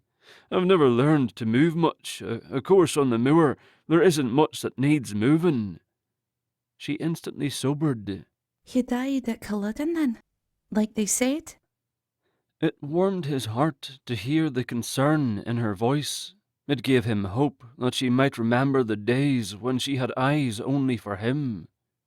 "Aye," he said, "I'd have hurried home otherwise." He gave her a look he hoped would clarify that he would have hurried home to her if not for the small detail of his death. She bit her lip, reached out and took his hand. He felt like she could actually see him for a change. Her sweet and tender face leaned close, and her clear green eyes peered into his. I'm sorry, Jamie. I am. If she'd been a living, breathing woman at that moment, he would have taken her into his arms and kissed her whether or not she'd once belonged to his brother. A furious whisper caught his attention. Took was urging Dawson forward, insisting he interrupt, and the moment was ruined before the man ever took a step. Jamie, Dawson's voice shook. Could you introduce me to your friend? He waved for a cameraman to come forward, but none of them were willing. Elspeth blinked rapidly, and Jamie could tell whatever connection they'd had was broken. She turned to look at Dawson. Fast and far, she whispered. Her form began to fade. Her eyes lost their focus. Wait, Jamie shouted. Elspeth, I've come to help ye. She blinked again, saw him again. Her night dress grew more solid. Jamie, help me. You're going to bring Ian to me. Hope and confusion warred across her brow. You can do that. He shook his head. Nay, I cannot bring my brother back, but I can help ye to let go. You must allow yourself to move on to what comes next, lass. It turned his stomach to hear such words march across his own tongue. Just the night before, on Culloden's dark moors, the wee witch had said the same to all of Culloden's 79. They'd been sorely disappointed in her, despite the same gibberish that ghost chasers always spouted. But then Sansaray had proven herself different from the rest. She'd promised them the revenge for which they'd been waiting if they'd only do her bidding. He saw that same disappointment on Elspeth's fading face. She'd heard such nonsense before. What if it isn't nonsense? He said, guessing her thoughts, desperate to hold her attention until he'd had a chance to convince her. What if there truly is something better waiting for you on the other side? Elspeth sighed. Her imagined breath came out in a white cloud, as if the air was cold enough to shatter into tiny ice crystals. Nay, Jamie, I'm content to wait for Ian. He'll come back to me. He promised. Oh. He put his hands on his hips, hoping his defiance would keep her with him. Did he now? Jamie couldn't believe the claim. Surely she was lying to him, but she looked right convinced her words were true. And what did he say, lass? When did he tell ye he'd come back for ye? As soon as the question left his lips, he wished it back. Of course his brother was capable of telling Elspeth anything she wished to hear. He'd lied to many a lass in order to win their affection, and tried to instruct Jamie on just how to do it. But he'd never envied his brother that reputation of taking advantage of any pretty young woman he came upon, and though he never would have embarrassed his older brother by calling him dishonourable to his face, he wished he could have been brave enough to do it. If he had, would Ian have changed? Was it Jamie's fault his brother went on toying with the lassies because he was unchecked? His father couldn't have seen it for obvious reasons. Their mother wouldn't have known much about it. But Jamie saw, and Jamie knew, and he'd done nothing. The fault for Elspeth's heartbreak might well have been laid at Jamie's feet after all. He pulled a hearty breath into his lungs and prepared himself to deal with that possibility. Tears shimmered in Elspeth's eyes and dripped down her cheeks, but they disappeared long before they ever reached the ground. When did he tell me? Why, the morning he left. He promised me. That couldn't be true. He and Ian had slept in the same room the night before. They'd stayed awake longer than they should, unable to sleep for the fear and excitement stirring in their veins. Ian had left the room only a few moments before Jamie, and he'd been deep in conversation with their father when Jamie found him again. There'd been no time for Ian to make promises to Elspeth that morning. His doubts must have been plain on his face, for the lass gasped. You didn't believe me. She narrowed her eyes. I'll have you know, he promised me with a kiss that morning. I was standing atop the west tower, watching the pair of you go. Jamie's gut tightened in anticipation of a blow he saw coming. You both turned at the road and looked back. Only, after you went your way, your brother lingered. He blew me a kiss that said as plain as day that he would be back for me. He reached out. Her arm lifted and her gaze focused on something far more distant than the kitchen wall. He reached out like he longed to touch me one last time. Her arm dropped along with her voice. And then he was gone.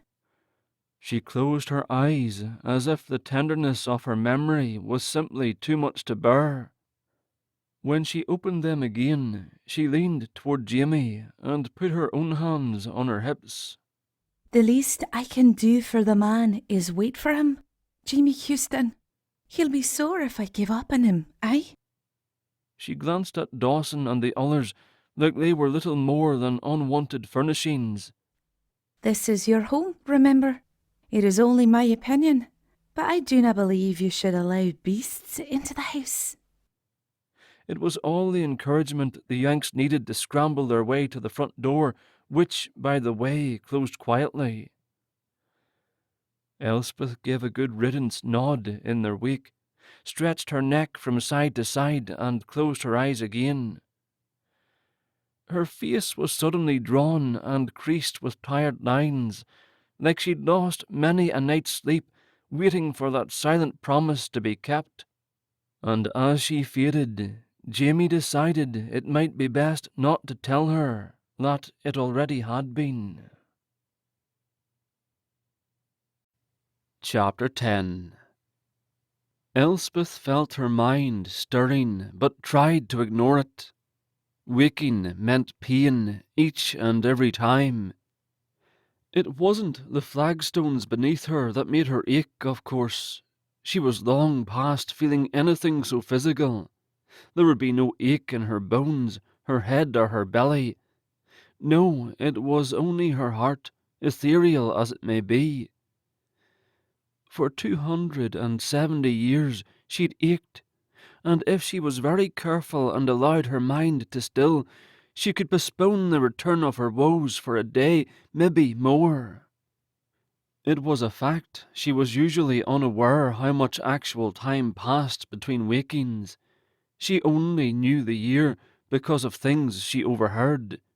Occasionally a newspaper was discarded where she might glimpse the date, but for the most part she was left to guess the season by the weather, and in a country like Scotland it was impossible to tell. She could wake one evening to the soft patter of rain, the next she would find lazy snowflakes floating to the ground. But had those 2 days been one after the other, or had they been different seasons, months apart, or years? She closed her eyes tighter against the stones. If she could simply slip into nothingness for a few days, Jamie Houston would be gone, and her shadow life would resume. Painful, but not insufferable. For it was, in truth, agonizing to see the man's face. She groaned inwardly. The thought of Jamie Houston was enough to keep her from her respite. His image made her fear she might never find that temporary rest again. With a sigh, she sat up.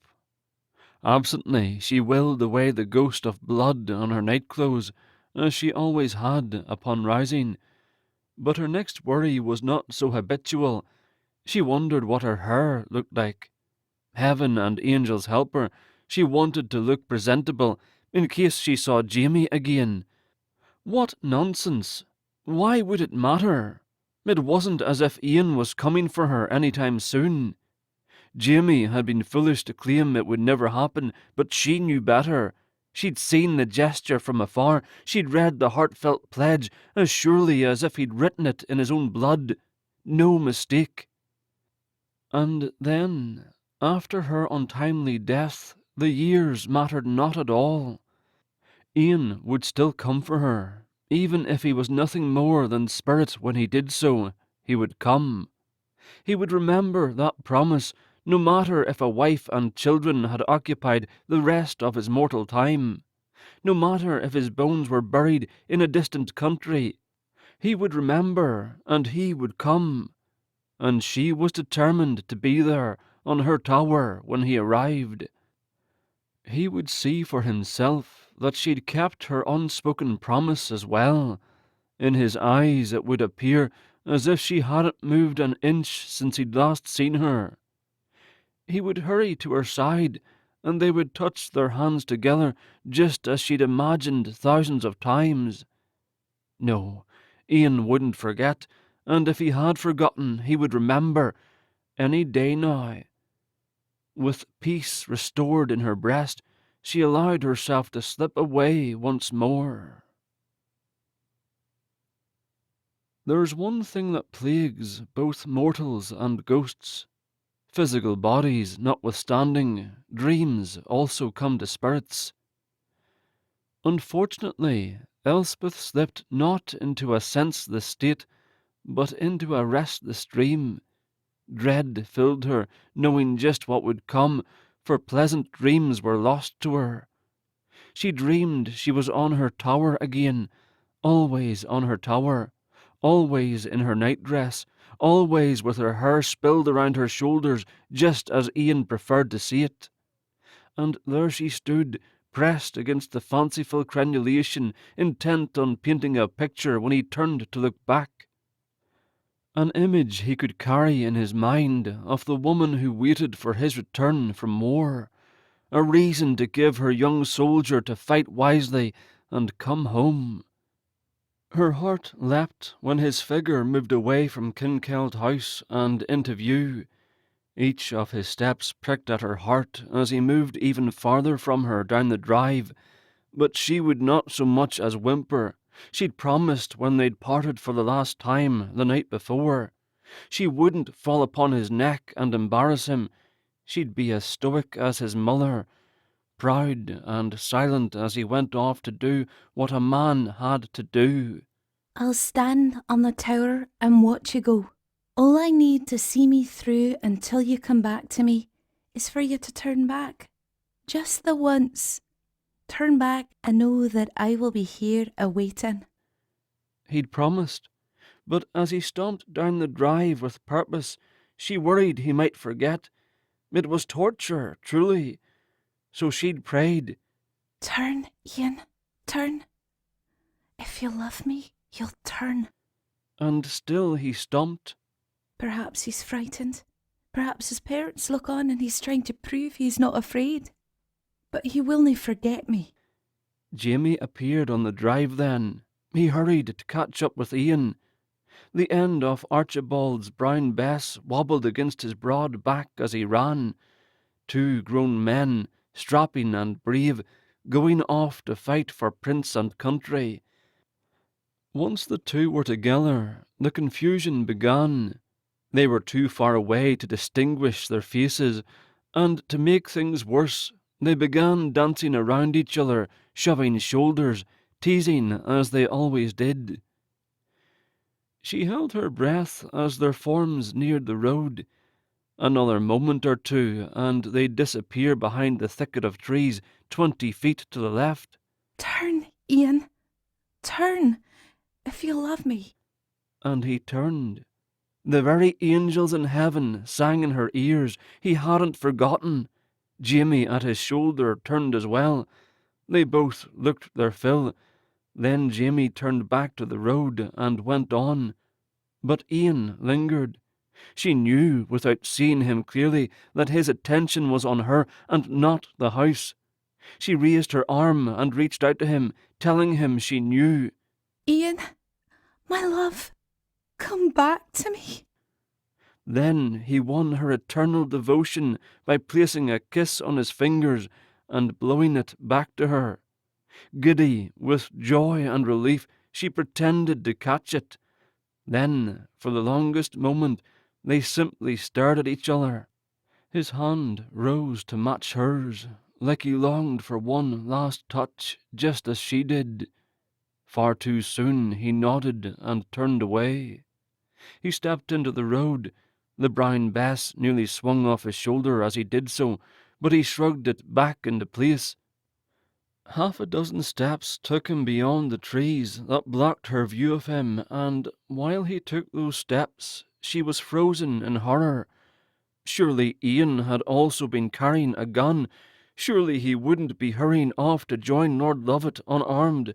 And Jamie was a second son. Archibald's gun should have gone to Ian, unless Ian had his own. Surely. But she kept replaying in her mind the moment that Jamie had stepped back into view and hurried to catch up with his brother. That weapon slapping his back as he went. That was it. She only remembered Jamie's gun because it had bobbed back and forth so comically as he ran. Ian's weapon had done nothing to draw her attention, that was all. That was all. And yet that concern had plagued her dreams all these years. She took solace, though, in the logic that only one of the brothers had noticed her on the tower, had blown her a kiss, had lingered and reached out to her. Hadn't she told Ian she would be there? Jamie wouldn't have known to look for her, and he certainly wouldn't have blown her a kiss. Her own weary conscience nudged her, reminding her that Jimmy Houston was probably still on the property, available for the asking. All she needed to do in order to end those nightmares was to put the question to him. Was it you? She was a fool not to ask it, but it wasn't foolishness that tied her tongue, it was cowardice. Chapter 11. Wasn't that a fine kettle of fish, then?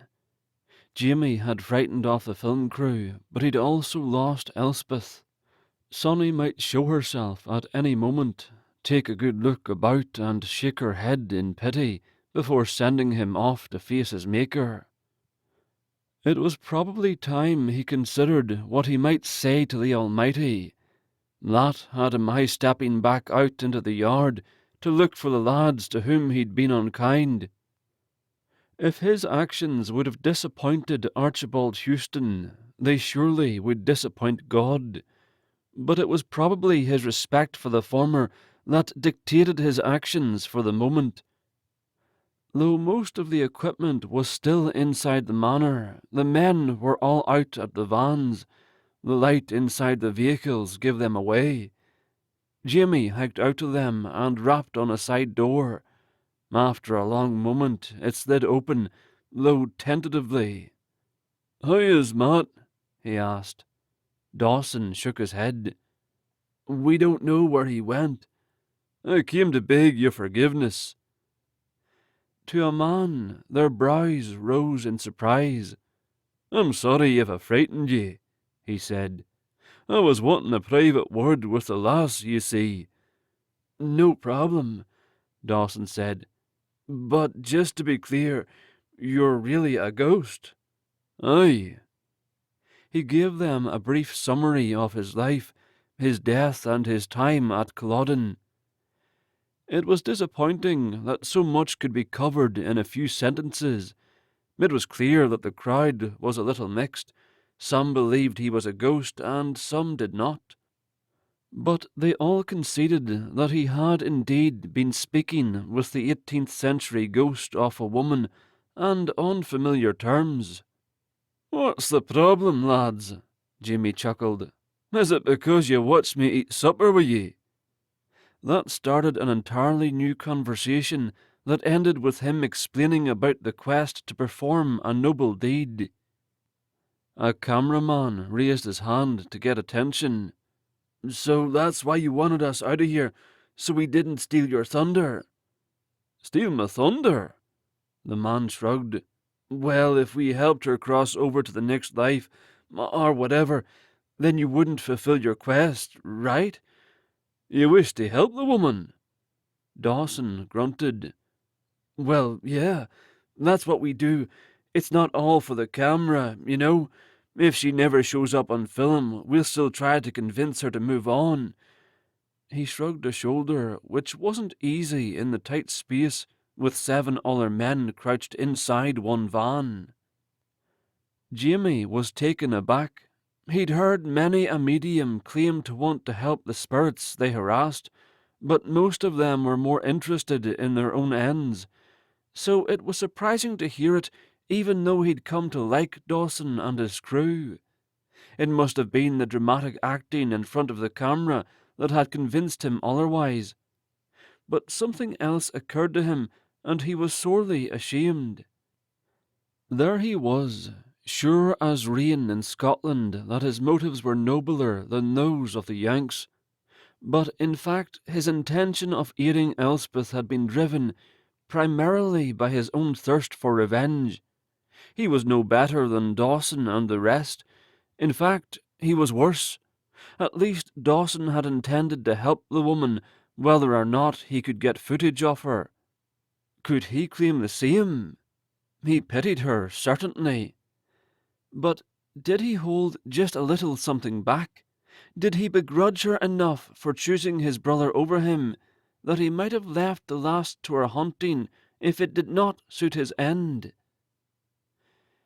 It fairly frightened him to think it, and if it was true, he was not his father's son. Chapter 12. Sincerely ashamed of his behaviour, Jamie led the Yanks back to Kinkeld House. He even helped carry one of the larger cameras for a man who looked a bit too nervous to be trusted with it. In an attempt to lighten the mood a bit, he mustered up a conversation with Dawson. "I'm grateful ye lads had experience with this sort of thing.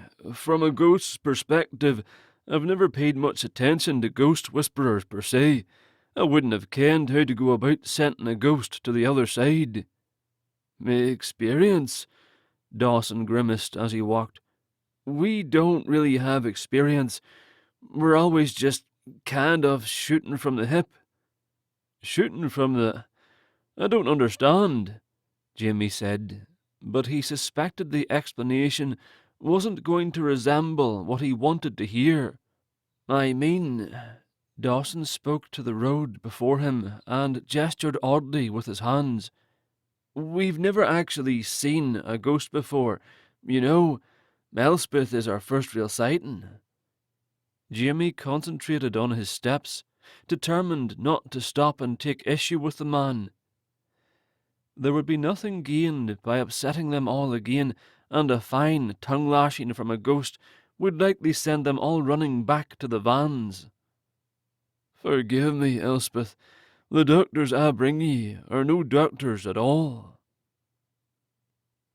As it turned out, Elspeth's form had never shown up on the recordings, but they kept filming anyway. Took claimed he'd been able to make something out of the clips they did have, which had recorded her voice. However, he didn't sound any more convincing than Dawson had when trying to explain just how they would be shooting from the hip. It didn't much matter to Jamie whether or not the lads were able to make a TV programme out of the experience, but since they were kind enough to worry over Elspeth's soul, he would do what he could to make sure their trip to Scotland hadn't been in vain. He patiently waited for a camera to be pointed his way before he spoke, and then spoke clearly. "We'll find Elspeth by the tower. It seems the lass fell to her death there, so when she fades, that is, when she goes dormant, as it were, she'll likely return to the place and position in which she died, aye." Took hurried forward, whispered something to Dawson, who nodded, then turned to walk backward so he could face both the camera and Jamie. "Tell me," he said, "is it the same with all ghosts? They return not just to the place they died, but the position?" "Aye, at least it's true of all the ghosts I know." Dawson's brows rose, and his steps grew slightly more skippish. "Really? Well, would you mind telling us just how many ghosts you know, personally?" Jamie turned his head away from the camera while he considered. If he told the truth, which he preferred to do, there might be a great run on Culloden Moor by ghost hunters who had no inkling of how many spirits truly wander there. However, if Sonny had been sending the others away, one every few minutes or so, she might have cleared all his fellows off the moor already. Besides, he'd heard one of the camera operators explain that it would be a few months before they would need to have the footage from Kinkeld House ready to air. Plenty of time for Sonny to finish her business with the rest. Sorry, dude, Dawson laughed. Would you rather not tell us how many ghosts you know, or are you counting? Jimmy turned back until the light shone on his cheek. Those I know well, including Elspeth. Yeah, including Elspeth. He nodded once. 79. One of the men at their backs used an expletive Jimmy had never heard before. The camera and the light attached to it veered off to the left. A hand stopped him, and Jimmy looked down into the face of the shortest man among them. Those, 79, He took a deep breath. They're not here now, are they? Took rolled his eyes and took the man's camera, handed it to another, then returned to put his arm around the short man. Nay, they're not here, Jimmy said. The rest are at Culloden Moor, remember. Took led the guy away from the rest and tried to calm him down. Dawson stood next to the fountain, staring up at the tower. Jimmy joined him and pointed to the ground where he'd seen Elspeth's spirit fade. I saw her there, he said, but she's not there now. He shrugged both shoulders as a gesture as much as a need to flex the muscles there.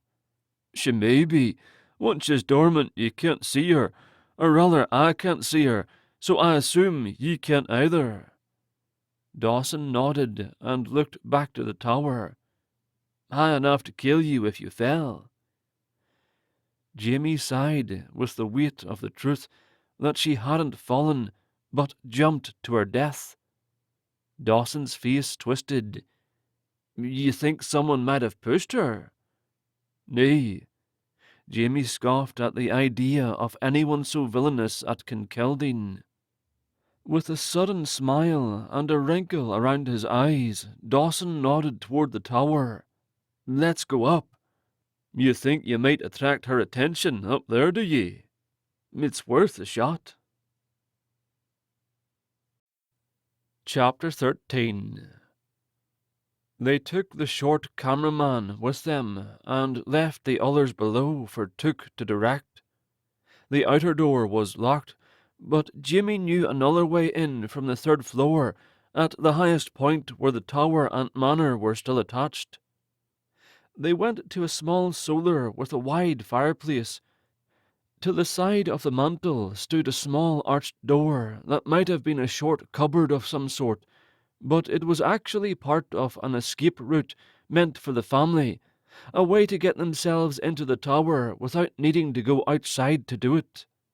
A heavy slab of stone sat just inside the small passage, ready to be moved into place should the manor be attacked, the tower becoming a refuge that seemingly could not be breached once the outer door was sealed.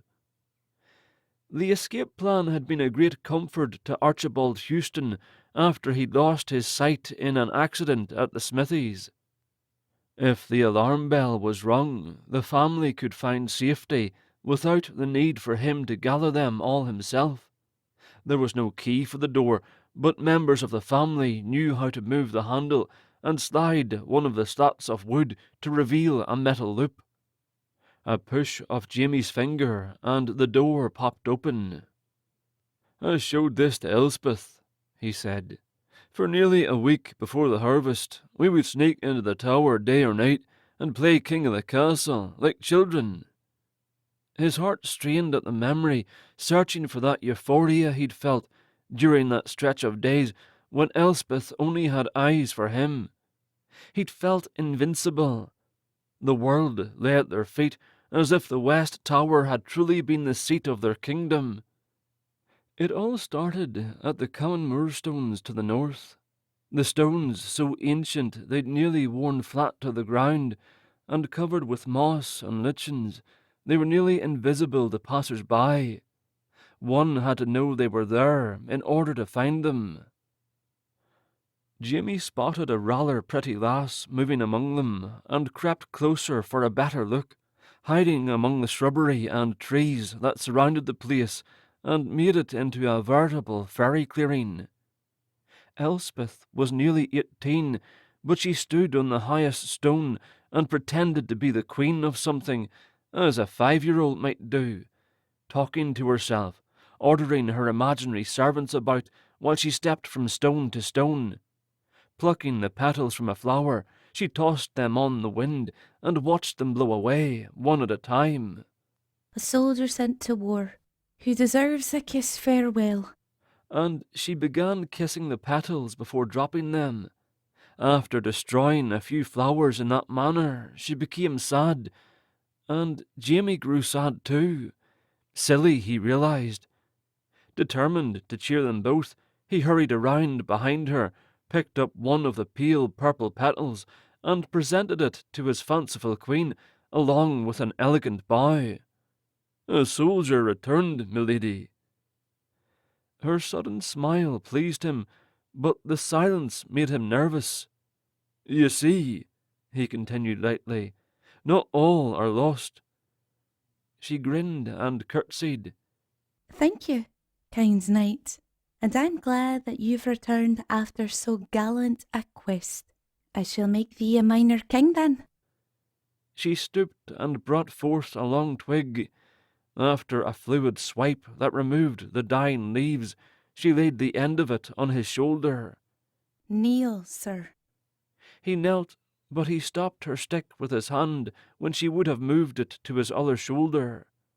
"Pray, my queen, dinna send me away to be a minor king on some other shore. Allow me to stay here and serve ye better." She raised a brow, but maintained her sobriety. And how would you serve me here, sir knight? He took the branch and tossed it aside, grasped her lovely hands in his, and stood. "I would be your footstool if you willed it, Elspeth Murray, and I would give ye a pillow for your lips." A pillow for my lips? She shoved at him, but he wouldn't release her hands, so the push was half-hearted at best. What pillow would I need for my lips? He laid a finger against his mouth and lowered his voice. "This pillow is yours, should ye need it, my beautiful queen." She licked her own lips and stared at his for the briefest moment before she dissolved into laughter. She pulled her hands free and collapsed into the centre of the grass circled by the stones. The sun, peeking through the leaves, forced her to wince and close her eyes. He sat next to her and reached tentatively for a cluster of leaves that had caught themselves in her dark tresses. Shaded by his shadow, she watched his eyes as he dragged the leaves away. Another noble deed, sir. Have you no end to them, then? "Nay, milady, no end of noble deeds, if those deeds be for ye, my queen." He leaned forward, and she didn't balk. Farther still, and she only watched him come. He lowered his head toward hers, and she stopped breathing, but denied him nothing. Then he realized it wasn't because she expected a kiss, but that she didn't know what to expect. An innocent, unkissed lass. He watched for the moment she realized what he was about, and he held his position, waiting to see if she would find some way to retreat, but she did not. Would you rest your lips on mine? "If you will it." She considered for so long he expected her to deny him, but instead she said, Come then. Pillows upon pillows, delight like he'd never known, just breathing in each breath as she released it, was heaven enough. He could have stayed for days, taking whatever she would allow him, be it her breath or her touch. Elspeth was his queen. He would deny her nothing, but he would also protect her from the likes of him.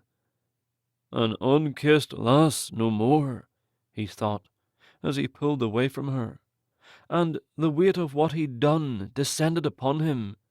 She was his, in some unspoken way, his to protect, his to love, his to cherish, like a jewel he wished to keep hidden in his pocket so that no one else would know its worth and wish to take it. Looking back through 2 centuries, Jamie understood the apprehension he'd felt at that moment. It wasn't because he worried someone would happen by, notice Elspeth's beauty and lure her away from him. The alarm was for what Ian would do if he saw the lass, if he knew how new she was to kissing, how Ian might take the same advantage of Elspeth he'd taken of others, knowledgeable or not. He'd known even then that Ian could not be trusted near her, but what could he do? So he showed Elspeth how to sneak into the tower, and though she hadn't noticed, he'd greedily kept her there for days under the guise of play. Their secret place no one knew. A refuge from the world, but truly just a place to hide from his brother. Though his very soul had craved them, he'd kept the kisses to 1 or 2 a day. She'd asked him about it once, but he told her they were precious only if they weren't given freely. She'd thought him sweet. He'd thought her divine. Then came the harvest. He'd rarely found opportunities to escape to the tower, but when he did, she was there. Because they had such little time together, the kisses came a bit more freely. So freely, in fact, he thought his heart might burst. When the harvest was done, they were suddenly thrown together in public, encouraged to dance at the gathering when so many people pressed on to Culloden that his own knoll was lost beneath the trappings of celebration. But Ian was watching him a bit closer than was comfortable. Perhaps it was simply Jamie's imagination, but he dared not glance in Elspeth's direction for fear of leading Ian to her. It was folly. After 270 years, he knew the moment he'd doomed them. In his attempt to hide her charms from Ian, he pretended he'd never taken notice of her in the first place. He would never erase that look in her eye the first time when she'd stepped up and asked him to dance with her. He'd given her a slight shake of his head, then walked away, not daring to take the time to explain. The next time his eye found her, she was dancing with Ian. After that night, it was she who refused to notice him. "Look, forgive me, Elspeth," he whispered into the darkness. "I was such a child in 45. He searched the familiar curves inside the tower and found the start of the steps. "This way." The camera lights switched on and nearly blinded him, and his eyes were still struggling to adjust when he opened the hatch to the parapet and climbed out into the natural illumination of the moon. Most of the light, however, came from the lass in white, leaning off the south side of the tower, reaching out to someone in the darkness beyond, someone who wasn't there. And it broke Jamie's heart. Chapter 14. I see you've brought the beasts back into the house, she said without turning. She lowered her arm but still watched toward the road at the end of the drive, as if expecting Ian to return at any moment. "He won't be coming, Elspeth." You canna know that, Jamie Houston. He walked to the crenulated wall and found a firm place to sit upon and face her. Many of the square stones had crumbled and fallen. It was no wonder the owners had tried to keep the tower locked away from curious ghost hunters. "Indeed, lass, I do ken," he said softly. "The day we left, he was angry with our da. They'd fought, you see." Over me, no doubt. No use in denying it. Aye. She turned away from the view and truly looked at him. Do you ken then that your father caught us kissing in the barn the day before? He assumed, well, he supposed the worst had happened, but he'd been wrong. Not many, alas, had been able to resist Ian's charms, so it surprised him that Elspeth, as innocent as she had been, could keep her head and her virtue, once Ian had taken a fancy to her. "That explains what I heard," he confessed. "I also assumed there was a child. Forgive me." She laughed long and hard at that. A child? She said, when she finally had the breath to speak again. He had been wooing me for a mere week, Jamie. A week. He shrugged and looked at the tip of his boots, embarrassed to have assumed such a thing. She turned and looked at the road again, sighed, and took a step toward the crumbling edge. Jamie shot to his feet in pure reaction, reaching for her, and for a fraction of a moment he felt the fabric of her nightdress and the body beneath it. "Have a care," he shouted. She gasped and turned in his arms. She'd felt it too. How is it I felt your hands, Jamie? He shook his head. "I dinna ken, lass. There's something meant to stop you from falling." She laid her hands carefully on his arms, but they continued on through, and she stepped back quickly. Whatever the spell, it had been broken. "'Tis gone now." Aye. But he stood his ground, blocking the spot where she usually stood, hoping he could hold her attention better that way, but also hoping she'd step close to him again. The feel of her beneath his hands made him ache for more. Why was there not a witch about when he needed one? For surely Sonny could have given Elspeth a bit of substance for a time. Perhaps they'd have been able to relive a kiss or two. But the lass showed no sign of coming near again. She leaned back against the stones that were higher at the western point. No need to fear her falling. No reason to hurry to her and try to take her into his arms again. But oh, how he longed to do it. He was suddenly reminded that they were not alone on that tower. Dawson and the cameraman were crouched against the north side, inches from the door in the floor that sat open and waiting in case they were told to flee. Their presence reminded Jimmy that he wasn't there for his own gratification. He had a purpose.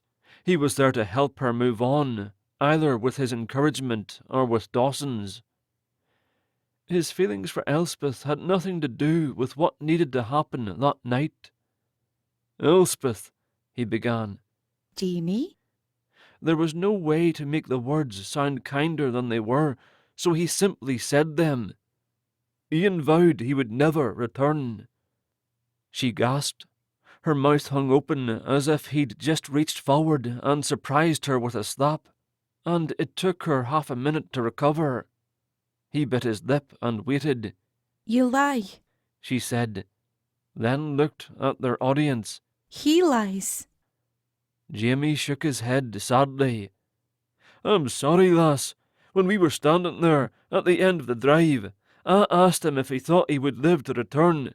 He said it didn't matter, that he wouldn't be coming back, that he wouldn't give our da the chance to take back his harsh words." Elspeth's head began shaking, slowly at first, then faster. "He was hurt, that's all. He might have been angry, but he would have remembered himself. Eventually, he would have remembered his promise to me." She looked toward the road again, only this time her brow furrowed with worry. He could almost read her thoughts. "Elspeth," he opened his arms to her. "I'm sorry, but you must listen to me." "No." She took a step toward her usual spot, but realized it would take her closer to him, so she hesitated. "He promised." "Nay, lass, he did not." He watched opposing emotions flicker across her face. Fear, denial, and possibly understanding. "It wasn't Ian who blew ye that kiss so long ago, Elspeth Murray. It was I. Her ire rose as she inhaled, her eyes narrowed, and he could imagine her making her stand like a menacing demon, poised to send him from the world with the swipe of a powerful wing. You lie, Jamie Houston. I never thought I'd see the day when you'd sell your honour with a falsehood. And just to please those Yanks. He allowed his arms to fall to his sides and stood vulnerable to whatever she would attack him with. I never lied to you, Elspeth, never. I told you once long ago that I cared deeply for you, but then a few days later you were hanging on me brother's arm. 'Twas my fault, I know that. I thought to keep our friendship a secret from Ian, and foolishly thought ignoring ye at the Gallerin would accomplish it, but I was wrong. Then when I saw you so happy with Ian, I thought it best to never mention my feelings again, and later. He waved in the general direction of her middle. She pretended not to understand his meaning. When Ian and I set out that morning, it was I who stood so long at the road, I who blew you that kiss and held out my hand to ye. You lie, Jamie Houston. You found a way to peer into my nightmares, and now you use them against me. Nightmares? His heart nearly rent to twain. There were some among Culloden's 79 who suffered nightmares beyond the usual torment that kept them tied to the moor. He'd heard the horror in their voices when they'd cried out, "If ye suffer them as others do, lassie, I would beg God to pass that burden to me if I thought he would."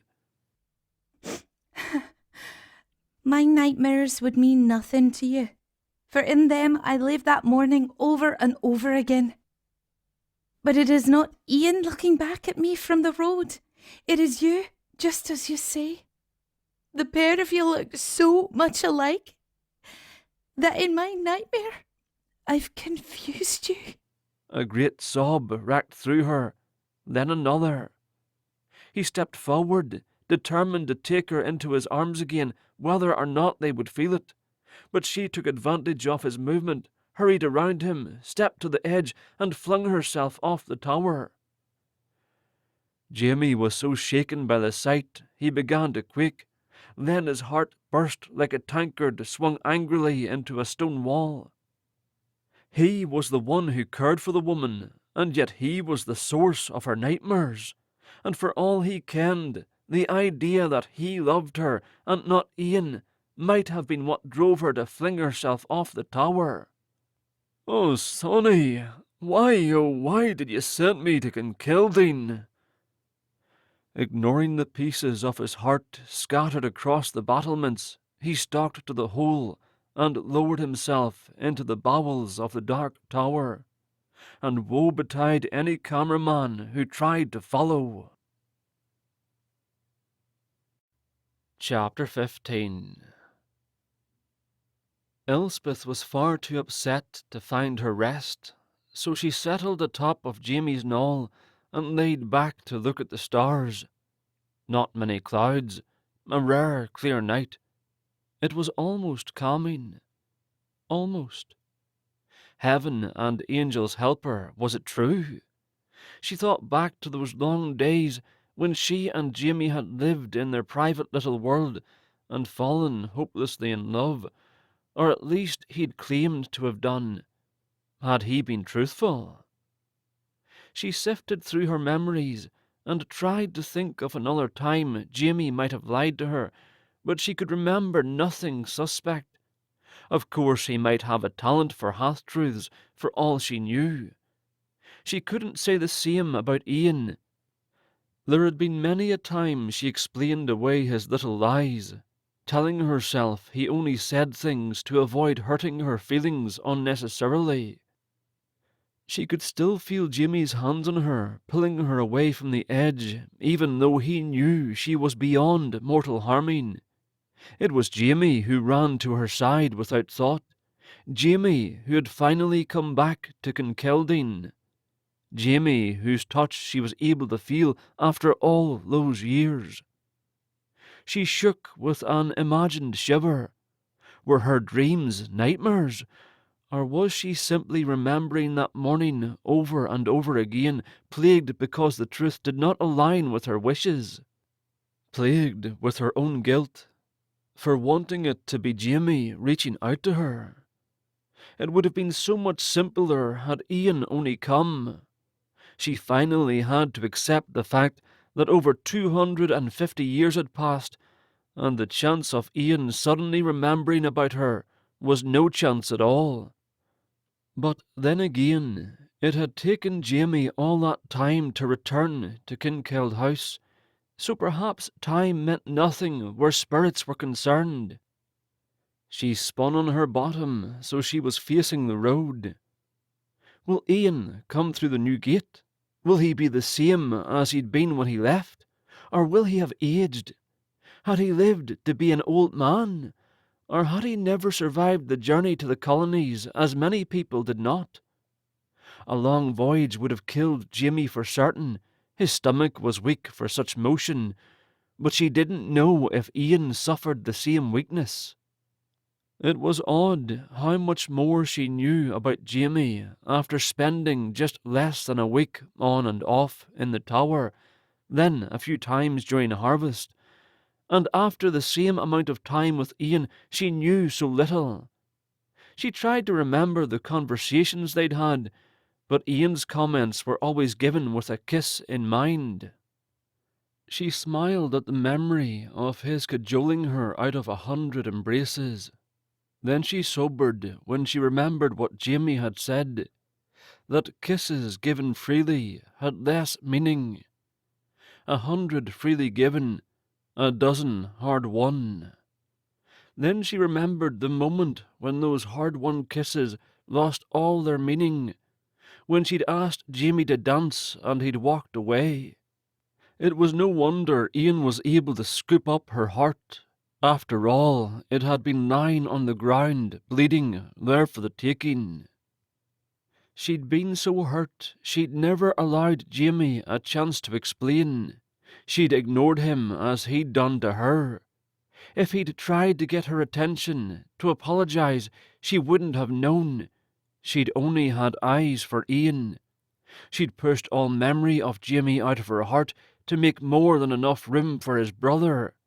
Heaven and angels attend her. Had she misremembered all of it?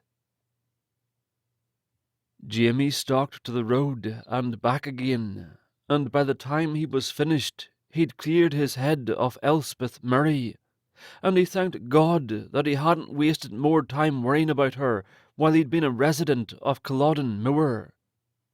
Oh, how his fellows would laugh at him if they knew what a fool he'd been, and how disappointed they'd be if they knew how easily he'd given up the chance to earn his revenge. A simple, heroic act. 'Twas all that was needed. Well, by all that was Scotland, he was going to get it done, and since sending the lass on to the next life was the only act available to him at the moment, he'd send her there, and good riddance. He'd just have to find a way to do it. He toyed with the idea of summoning a priest, but it might take the rest of the night to explain things, and dawn could arrive long before the man even got his eyes open, let alone his mind on the task at hand.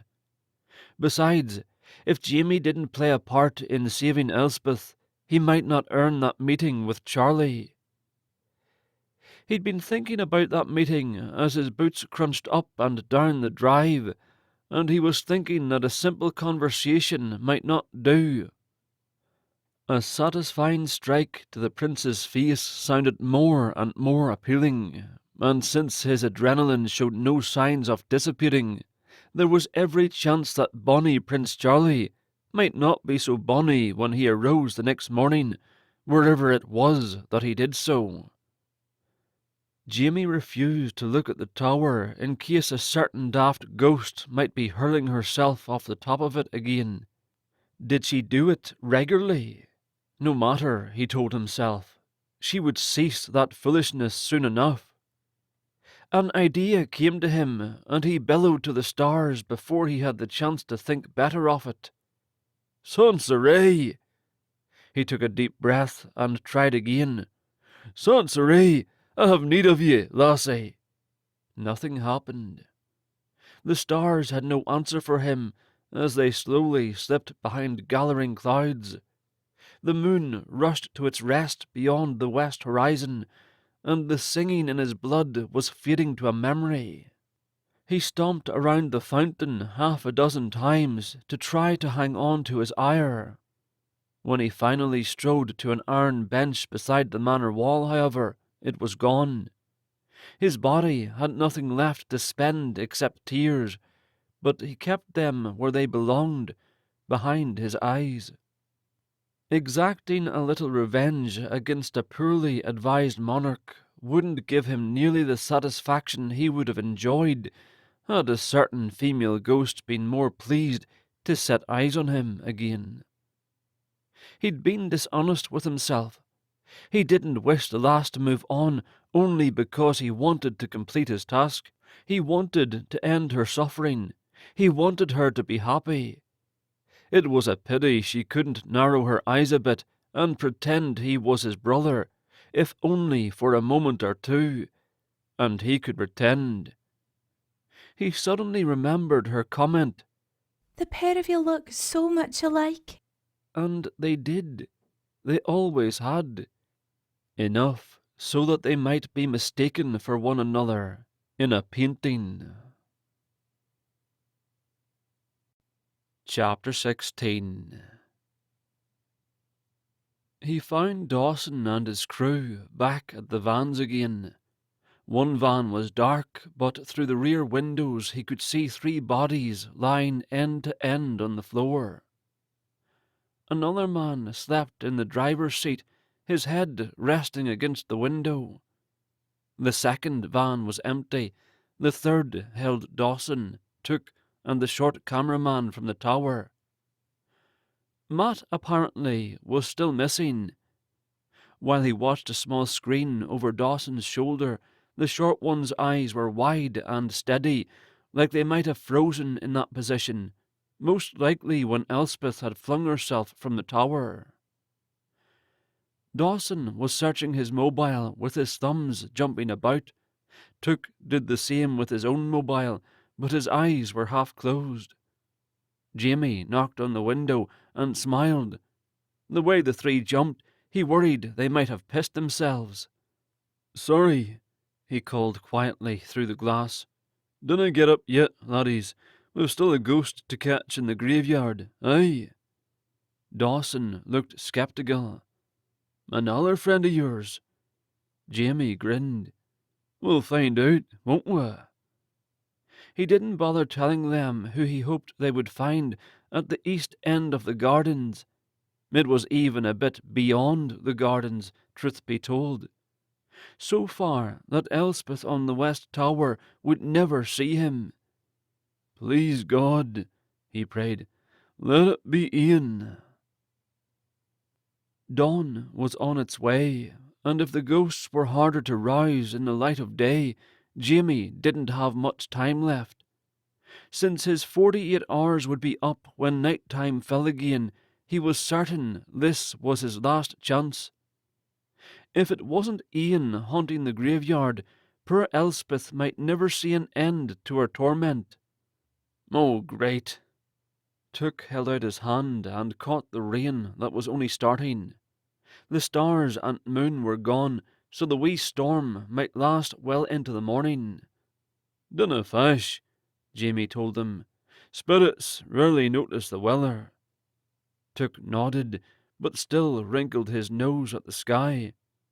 Apparently the man wasn't worried about the ghost in the first place. The cameraman relaxed a bit when Took suggested he film from the small gate that allowed them inside the graveyard. It had been a small bit of ground when Jamie had last seen it, perhaps 30 by 30 feet square. Now it was easily twice that size. Newer headstones with flat faces cut a line through the centre of the plots.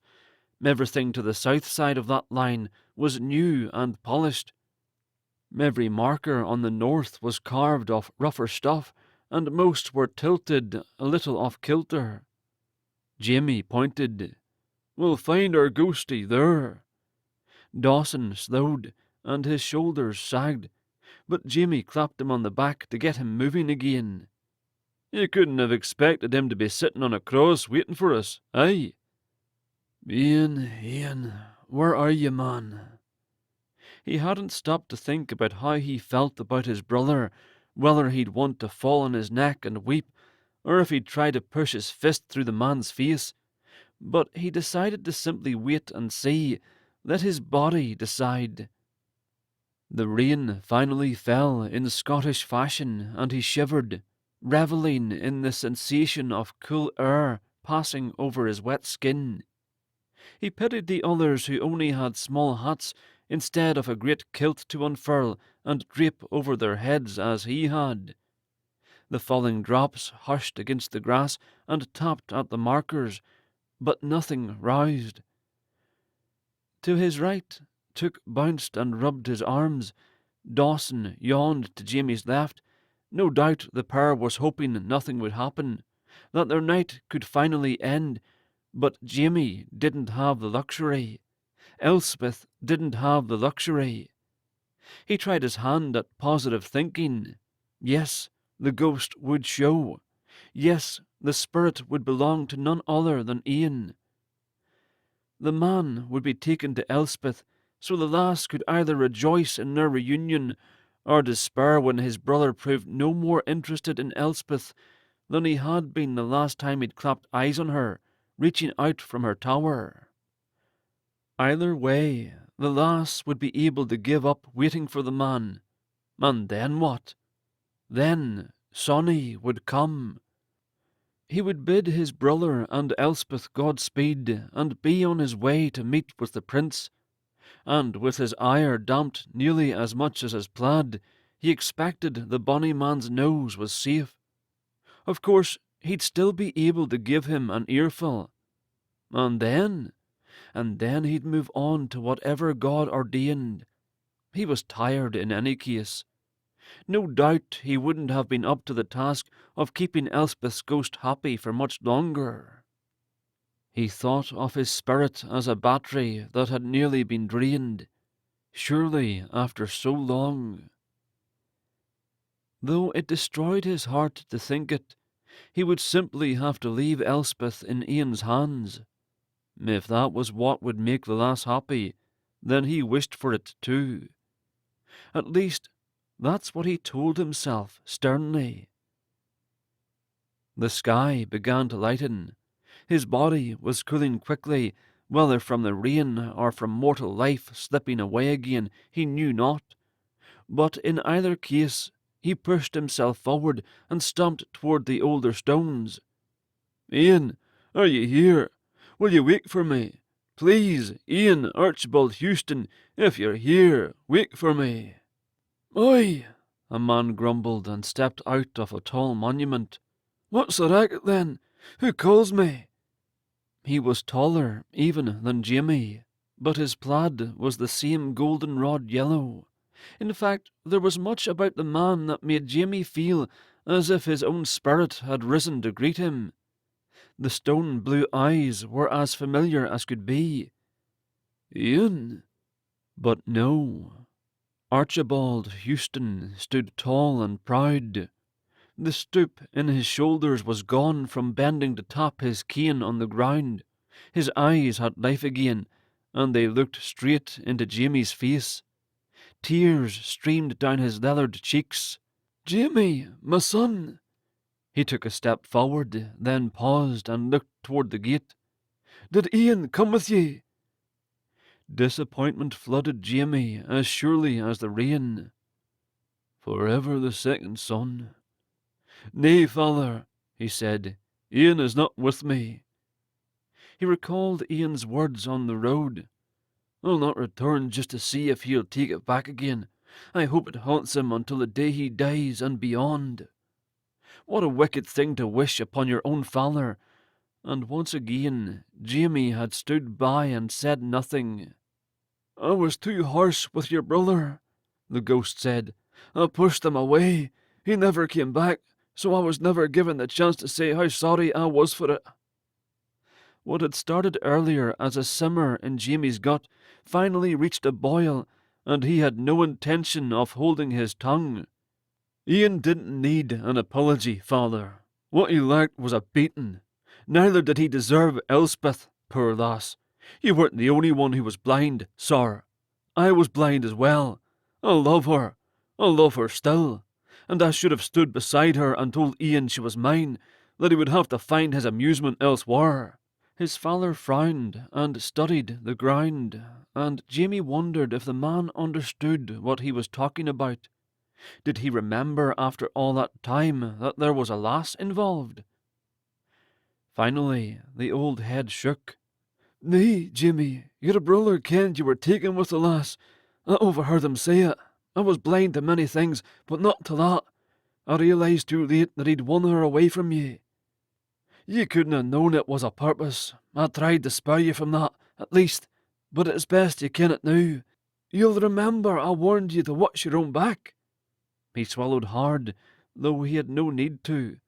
"At Culloden, tell me, did he do anything to dishonour?" "Nay, father." Jamie was quick to put the man's worry to bed. "The day was lost, and quickly. There was no shame in surrendering." He gestured toward the house. "There was an old man, Hughie." "Aye, he told me Ian was transported. I was happy to hear he lived. After all this time on the moors, I had never known." "On the moors?" "Aye, father. I've been on the moors all this time." And Jimmy suddenly realised why he'd been content there. He'd been Jimmy Houston, number 64, not Jamie, the younger brother of Ian. He wouldn't mind so much going back. His father's shoulders fell along with his expression. "I'd hoped you'd come for me, to take me on to God's judgment." He turned and wandered away. "I canna seem to do it myself, you see. I just keep waiting for Ian to come."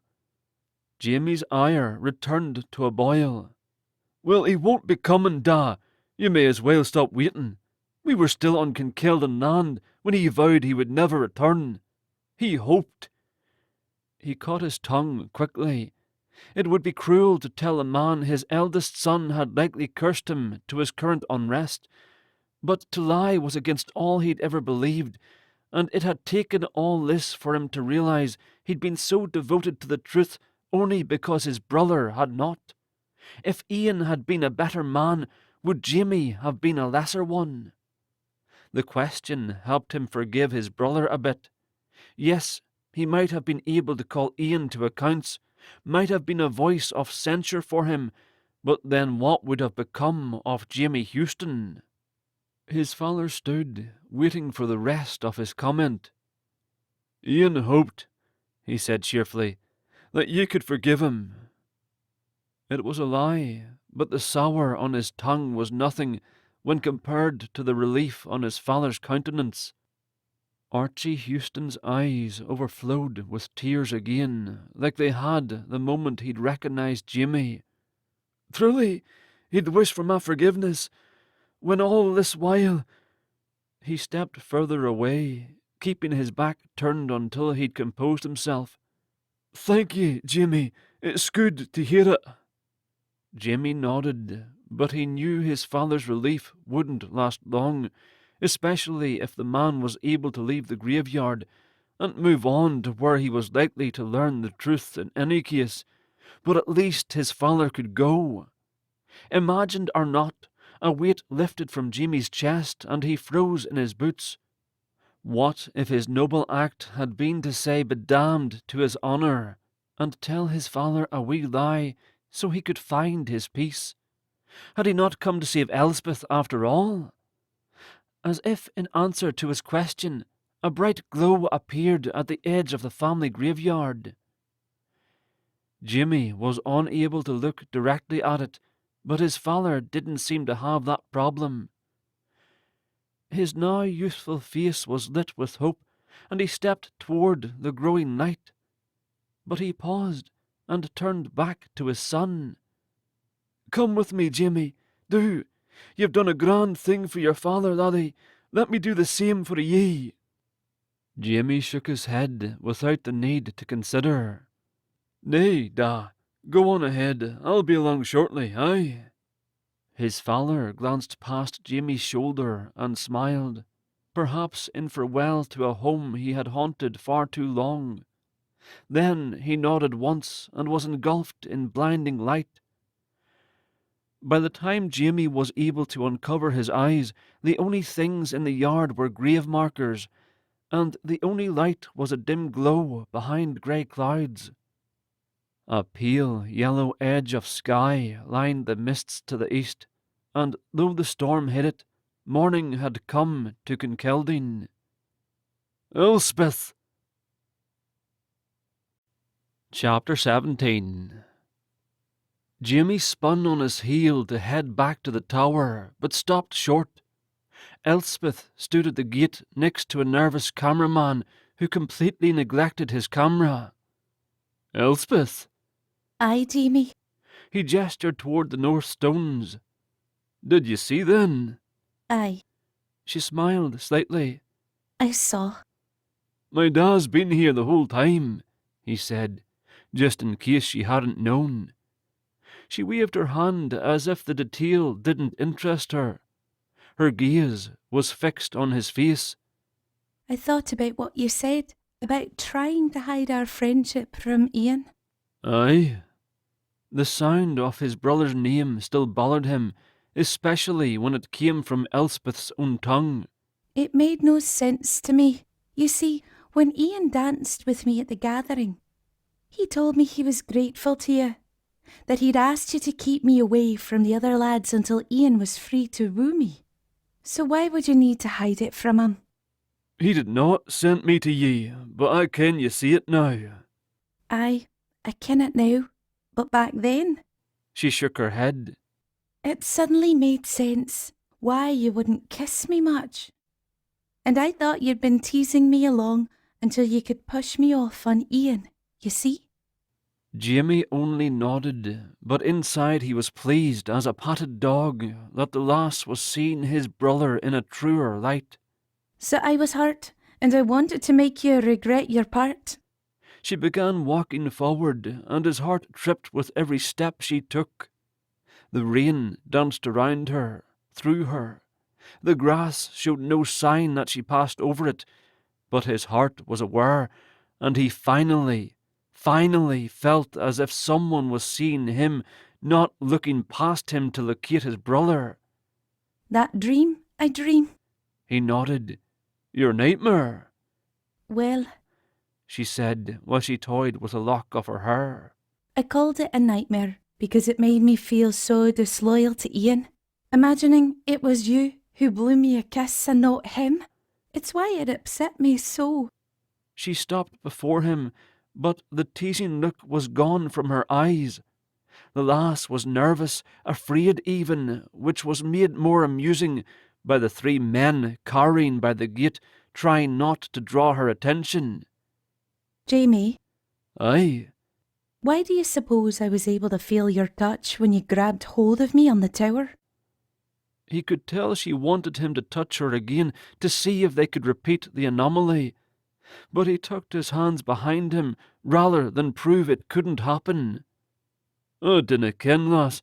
I suppose my fright was so strong it gave me the ability for that moment alone. And why were you so frightened? Because I thought you might fall from the edge. I didn't know yet that you liked to fling yourself from it. She rolled her eyes. Only when I'm angry at handsome young Highlanders who try to tell me whom I love. He took a small step closer and lowered his voice. Why did you do it, Elspeth? The first time. Why did you throw yourself from the tower? She jumped back, her eyes wide. Jamie Houston, how could you think such a thing? I'm a God-fearing Scotswoman. I'd no sooner take my own life than kiss a boar hog. She frowned. I suppose Hughie told you this? Jamie nodded, ashamed to have believed the storyteller without asking anyone else. Did you ken he also thinks I'm your sister, Sweeson? He nodded again. I dinna suppose you noticed that the stones has rotted away from the south edge of the tower. Aye, I noticed. When I heard you perished at Culloden, I took to the tower to mourn you. I had no notion of the stones being loose, and I must have fallen against them in my misery. The side gave way. I remember feeling like I was flying. And then I remembered waking later and no one looked the same. They'd aged greatly. Time had passed, you see. She shook her head. And you thought I'd kill myself. And with child too? She gave him a very disappointed look that made him turn his head in shame, but she brought his attention back to her with a finger beneath his chin. The sense of touch startled them both. How is it? She began, but her attention was drawn to the edge of the graveyard. He followed her gaze. The bright light was back, only this time it didn't seem to hurt his eyes. I dinna ken, lass, but either you're becoming human, or I'm turning back to spirit. He took a tentative step toward the light. Sonny, he whispered. Aye, Jamie. The witch's voice came dancing through the sodden leaves of the trees to his left, but there was nobody to go with it. What about my appointment? He asked, and he hoped if the wee witch knew his heart so well, perhaps she'd understand that he'd had a change of it. Rest easy, my friend, said the voice he so cherished. Someone else will keep it for you, no doubt. He laughed. No doubt.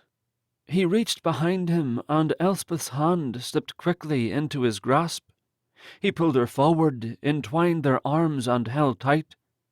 He spoke toward the trees again. Sonny. Let go of your anger, the pair of you. It will be well with you if you do. Jamie shrugged. How can I hold on to anger when my arms are full of Elspeth? The love of his life nodded against his arm. It was the finest feeling in the world, or out of it. Get on with you, laddie. Sonny's voice began to fade. And keep her close, aye?